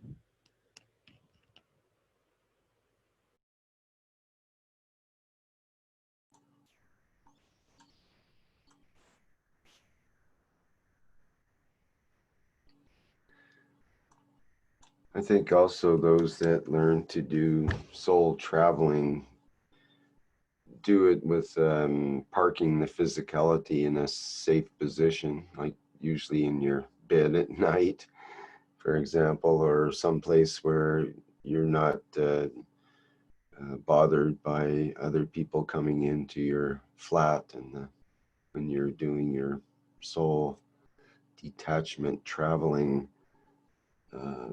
practice. So it just makes sense if you're meditating and you get some sort of distraction happens that's severe enough to break your meditation, then you have to deal with it. And the same if you're sleeping at night, resting, let's say at night, and someone comes in and makes a bunch of noise, well, it's going to probably disturb your soul traveling, and you will immediately wake up and your physicality will have to deal with whatever the issue is that brought the noise, or the burglar in the house, or whatever it happens to be that you have to deal with. So perhaps making a safe space is one of the prerequisites for if you want to park your physicality machine and do some other traveling for that experiment. Any other comments about that? Or have we completed our mission for today? Dear Rick, I want to, as you told, this is so good. This is so good. You explained. The man asked a question. He should have made a word of that I was meditating and I was in a spiritual state. And the question would be like that. What you have said, that if the person is meditating or in a higher level of spiritual state and somebody came, and then what will it? That is the proper question. No? Then so I agree with you, dear Rick. You are always wise. Thank you so much. Thank you. David responds that he can't get through in his headphones, so yeah, he can't talk to us, so he has to just answer in the Q&A. Fried says in the chat, the question before, how can we feel that peace has arrived? Maybe we have to celebrate all the peace that we are experiencing with the peace dome and the soul awakening. So he's saying we are experiencing the peace now. Why Yes, not dear celebrate? Fried. Yes, dear Fried, we are experiencing. Thank you. We are celebrating, and anyhow from anywhere. Our soul knows that. This is like blooming flowers within us. After a long, long time, we can see the sea coming. So this is how we are celebrating, and it will go on, and we will look this in visible light, the celebration. Thank you, Fried. Thank you so much. And speaking of flowers, it reminds me that that is a good way to celebrate the peace that we are experiencing. And what I've been doing is around the property that I'm on, I'm planting wildflowers and some, particular flowers and herbs and edible plants, and just anything that's growing is fair game right now, because I feel this peace happening in me. And when I transfer that in that relationship with a plant, then it becomes like part of the peacefulness around me. And what I've also been doing is spreading, well, besides everything is sprayed with Gans water and grown with Gans water, I also put out bird seed, for example. And I have a little birdhouse that's been here for years, but I never put bird seed in it. And so I've repositioned that to a new position and put bird seed in it and spread it around. And now there's birds coming from all around, and it's creating the oasis here that I always wished for, but never really put the time into it, the attention into it to create it myself. And I'm feeling much more like a creator and at peace. So what does a peaceful creator do? It creates an oasis, some sort of place where others can also experience that peace, and where oneself can experience it, just by looking out on some beautiful plants or some, a nice garden, or whatever you have in your area can be grown with Gans and made into a Gans plant, which is always special. And it always affects people differently than just regular plants as well. So something to consider is the idea of planting seeds for a peaceful future.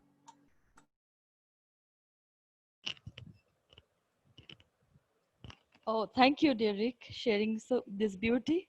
This is so beautiful. Thank you. Thank you so much. We are also uh, s- uh, after many, many years experiencing this peace, and doing doing a little thing is peace is so awakening and joyful. As you said, the seeds, I have also done something like that. And and so many little things I have lost before, I am doing it now, as the peace is within me. So this is how it is blooming. So I tell Fried that this is blooming in you, in me, in everybody here. So we are in it. Yes, thank you. Thank you, my dear Rick. Thank you so much. Thanks, Sweta. May I add to this? It's Peace Yeah. Universal Council Polish Language. Just to introduce myself, as I haven't spoken before, but I think this is exactly the direction, we are talking. I think we are talking at two levels here, There is bringing of the peace at national levels, looking at the leaders and all this, but really it all starts within us, inside us. And, if we can find peace in ourselves, if we can be peace with ourselves, if we can be peace, create a peaceful environment for ourselves and our family, and then extend this to our neighbors and our communities, if we start inside and we grow and bloom like a flower to create that environment around us, then that's the peace. First of all, that's the peace close to us. This is when we are truly at peace, because we have that feeling. It's not that they say this on the news or on the television that there is peace around the world or this or that. We really feel that peace because we created this peace around us. And if everybody focuses first of all on to work inside, to look inside their soul, to look inside their physicality and correct the things that they are doing wrong, then there'll be no soldiers to fight wars. There'll be the environment we create and the comfort. And why do we go to war? Why people go to war? First of all, because they are told to do so. Second of all, some people like it.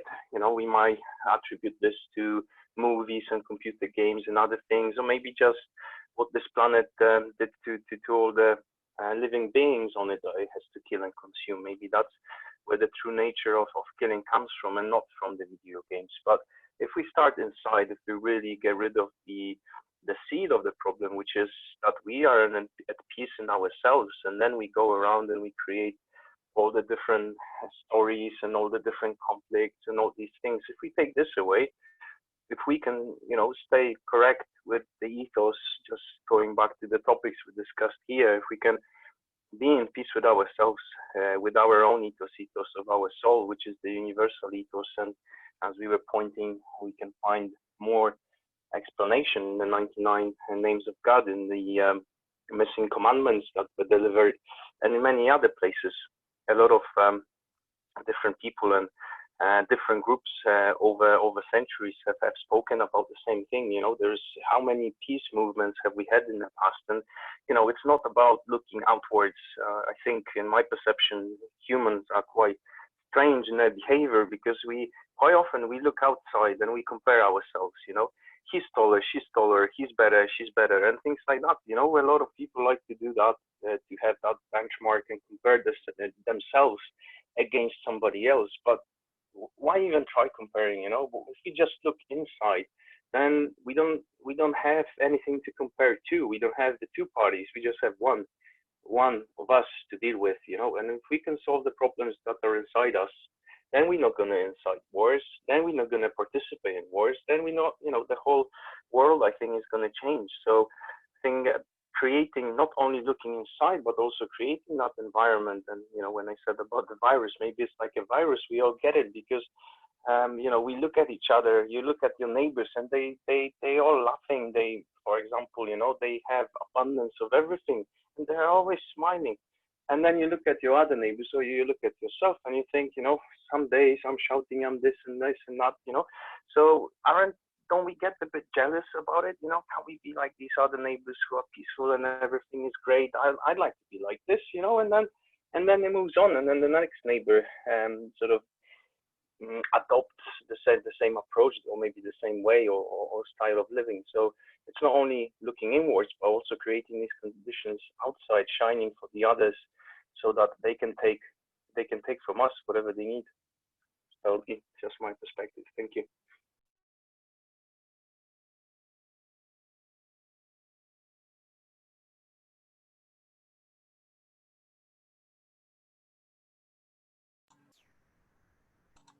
Okay, we have Dean, who I believe has a question here.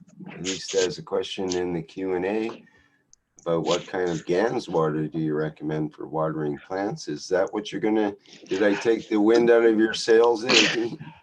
No, I just get to say peace, and that was the question, and thanks for the information.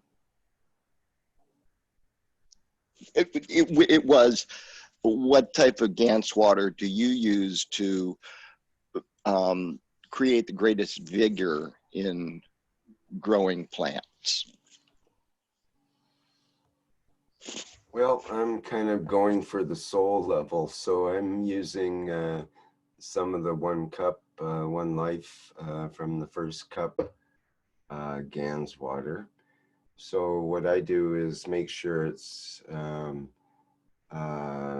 well rinsed GANS water, and I actually use a ppm meter, or parts per million meter, so I can tell well, I can tell also by taste, but sometimes my taste buds aren't correct. So I like to have the confirmation of a ppm meter to keep the ppm under 1,000 ppm, which is about what my limit is for being able to taste salt in the water.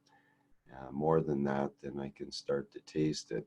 So, but I use almost pure GANS water if I'm mixing with fertilizer mixes and that kind of thing, or sometimes just for plain watering of the plants, just plain GANS water, totally rinse. It's only about 50 parts per million or less. And that works fine as is. But if you want to add more salt to it, which salt water is actually good for plants if it's in a very, very small quantity. It has to be a couple hundred parts per million, or up to maybe 500 to 800 parts per million, and then it seems to work really good. So that's what I'm experimenting with. Other people in agricultural might have a totally different way of doing things. So this is just my personal way of doing things right now for what I'm doing. So well, thank you. Don't put it on your fields, Dean, because you could, you know, what you can do if salt water is known to, you know, kill plants. Right, so you have right. to be careful with that salt level. That's why I recommend a ppm meter for those whose taste buds might be flaky like mine. Okay. Okay. Well, I've been watering and soaking seeds with the first cup, the cup of life. And yeah, I have seen some interesting things, like just things that should have been dead that are growing and growing almost without water, and sunflowers that have grown up that are, I guess, about 15 to 18 feet tall right now. So I guess it's not, I was just wondering if there's more, but I'm still working and experimenting, but I think it's interesting. The cup of life on my garden, it's definitely. Well, remember Jack and the Beanstalk? Yeah. There is more. You go up the beanstalk and there's a castle up there, and it turns out to be a golden goose and all kinds of stuff. So I think that's the key, though, is the GANS technology to get to those higher levels, let's say. Okay, and then take good care of the goose. Yes, so yeah. Yeah, well, in a way, if you think about it, that is the way it works with the Keshe technology. You grow these huge sunflowers, like you mentioned. You know, sunflower bigger than a two-story building, let's say. Or, oh, it is. It reaches over the height of my house. Yeah. Could you actually almost support your weight on that stalk of that? It must be having an enormous stalk to be able to. Well, I guess if I put both of my hands together, you know, thumb, you know, and closed it in, I'm not sure what that probably 4 inches across, 3 inches across. Mm-hmm. I'm gonna take and inoculate some of it with oyster mushrooms and see if I can't grow mushroom when I cut it, because I got to cut them every day. Otherwise, I can't walk through my yard, and every day it gives me a beautiful bouquet. I even have enough to give away to my neighbors. And you know what? Yeah. The native bees sleep on them. And as soon as they start growing and the opening, I get these native bees come in. They love the flowers, and then they sleep on them. I had a bee rest on my knee, and yesterday, in fact, this little bee came along and just landed on my knee. And you know, normally I might be a bit alarmed with that in the past, but lately I've been feeling especially peaceful, and I just watched it. I noticed his legs were full of pollen, like they were just like little sacks on this on the legs of this bee. And If just it was a watched him, little and bit, I started talking to him, and you know, I see you've been really busy today. That's what bees do. And that's right. and he or she just took off and you know, buzzed around some of the flowers and so on, collecting more pollen. And it was just there for a little break in the sun, and decided to have a rest on my knee, and hence the term bees knees, or whatever they do, something like that. Whenever I have that happen, I always send my intention upon their wings for peace. So that way, after they've gone from me, every intention that I have and every wish goes and gets fluttered with their wings, and just sort of like ants being transferred. Anyway, with that, I'm just going to say peace, and I don't think you can hurt anything by using the cup of life on your garden. And that's what I wondered to begin with, and long as it's rinsed well. Yes, that's right. Right. Seems well, I to be have. true. Yeah. Well, and just personal, I use a couple gallons every day. Put it in a sprayer, walk around and spray all of the plants, all of the trees, you know, everything. And so I guess not only is it good for my plants, but it's probably good for my whole neighborhood. With that, I am going to say, you're creating your dome of peace where you are, right? So yeah, and I have bottles. Goes. And I have bottles of the Gants all over my property, the cup of life, and I have them in my pool. Anyway, I'm going to get off. I'm going to say thank you and peace. Okay, thank you, Dean.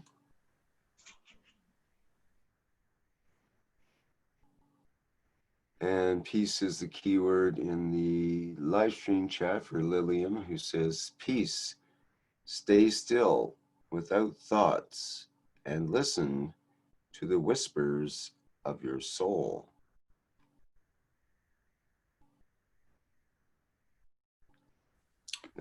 Nice words. Can I share a coordinated spraying story? Coordinated spraying. Sounds good. You better go ahead, Mark. Okay, real quick. So I thought we were going to do it at noon Central European time. So at 6 in the morning, I went over to the park. But the park was closed. It has a big gate across it. But they do have a parking area. So I saw some benches, and I was spraying as I came into the park, and there was a squirrel sitting on the trash bin with a pizza crust in his mouth. So I hit him right away. And a couple of the birds were close by. So I got to this parking area, and there were like 6 large benches. So I sprayed the benches, and then I particularly paid more attention to where the feet go. And I sprayed all those. And I was spraying around. And then I got to an area where they had a bricked in square where the children play on the ground and they do their coloring with chalk. So I sprayed that whole area, as we know, the children being on the ground and the virus hitting younger kids 10 and under. So anyway, we did that and spraying around, and I was walking, and there were some birds and squirrels. So I got a couple more of them.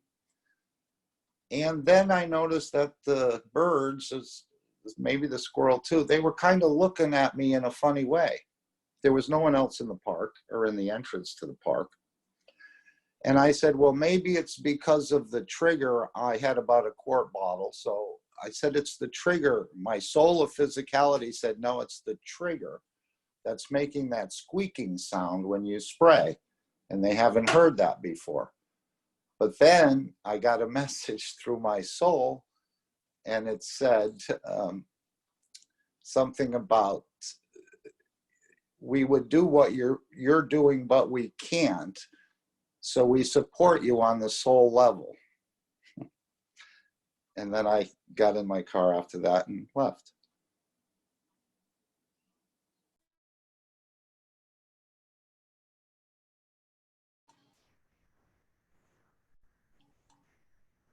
Okay, thank you, Mark.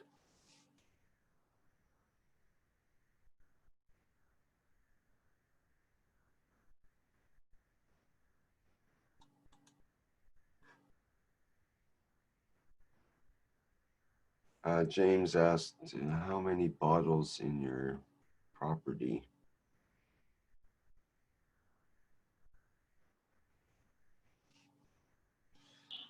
Was that question for me? About the bottles on my property? I have no idea. I guess James is referring to that. Okay, The there'd use of be, bottles. He says yes. okay, 1, 2, 3. I have 4 in my pool. 5, 6, probably 10 or 12. You know, all of the corners. And then I have, when I spray my Gants, and I do it every day on the plants with whatever type of natural fertilizers I'm putting in there. And I spray 4 gallons of atomized liquid every day with a pump sprayer, a backpack pump sprayer. So that's what I do. And then I have Gants growing in bottles all over the property too. But the ones that are washed and that I could give away to somebody if somebody needed it, there are probably 12 or 14 around the property.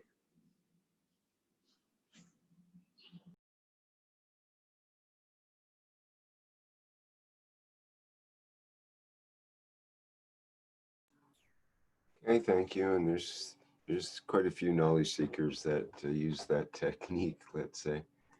Gianni is another example, puts them around his property. He showed that in the plasma reactor group a couple of weeks ago. I don't have a lot of heroes, but Johnny's one of mine. Yep. I've learned and I'm learning, and I'm soul connected with that man. Anyway, if you're listening, thanks, Johnny. Yeah, he actually creates domes of peace in his area and other areas too, actually. He helped with the Oasis project in France with others there, then a whole group with Ursula and some other people. And he builds domes as well, like a, what do you call it? Half sphere domes to use as a greenhouse area. His information on his Facebook, it's really worth subscribing to him. And his work on the domes is, I think there's a lot of great information. I'll be passing that stuff on to my groups too, because it's a great way of building. And he posted, I think it was him just yesterday, a way of doing it with PVC pipe. And it's a really great, quick way, inexpensive. And then once you have a dome up, if you want to, you can get just like the shrink wrap you buy in a roll, and you can wrap that dome with plastic wrap, and you've got yourself a structure for growing, you know, creating greenhouse or even living environment. It's amazing what you can do. Peace.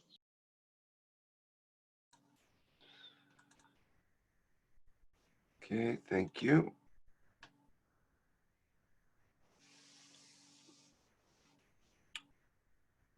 Comment from Free Goose in German is Gans. Yeah, yeah. See that translated that way quite a bit. Okay, anybody else with anything they'd like to bring up here? What would the Universal Council like to do at this point?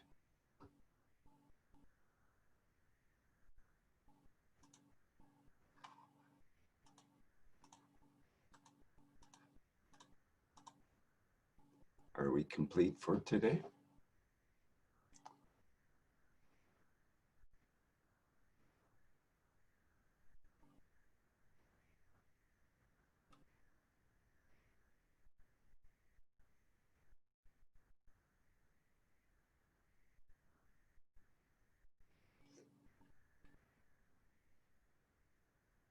Well, with the silence, which is nice, I think we are complete for today.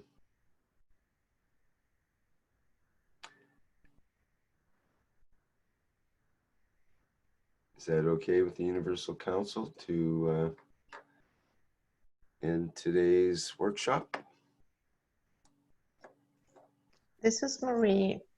Yes, we have presented what we had prepared, so, and there's been a very good discussion, so we are satisfied with this today. Thank you.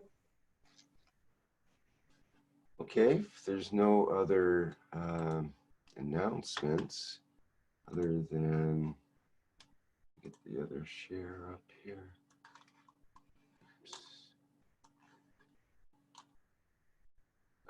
The Keshe Plasma Reactor Group will be once again Wednesday at 7 a.m. Central European Time, which is 10 p.m. on Tuesday. Today, well, Tuesday, June 16th, or Wednesday, Central European Time at 7 a.m. Wednesday, June 17th. It's Keshe Plasma Reactor Group, where people can show and tell their various devices or ideas and concepts, and we can discuss things and help people with their One Cup, One Life replications or other such topics. And also, of course, the Knowledge Seekers Workshop coming up on Thursday. That'll be June 18th and at 9 a.m. Central European Time.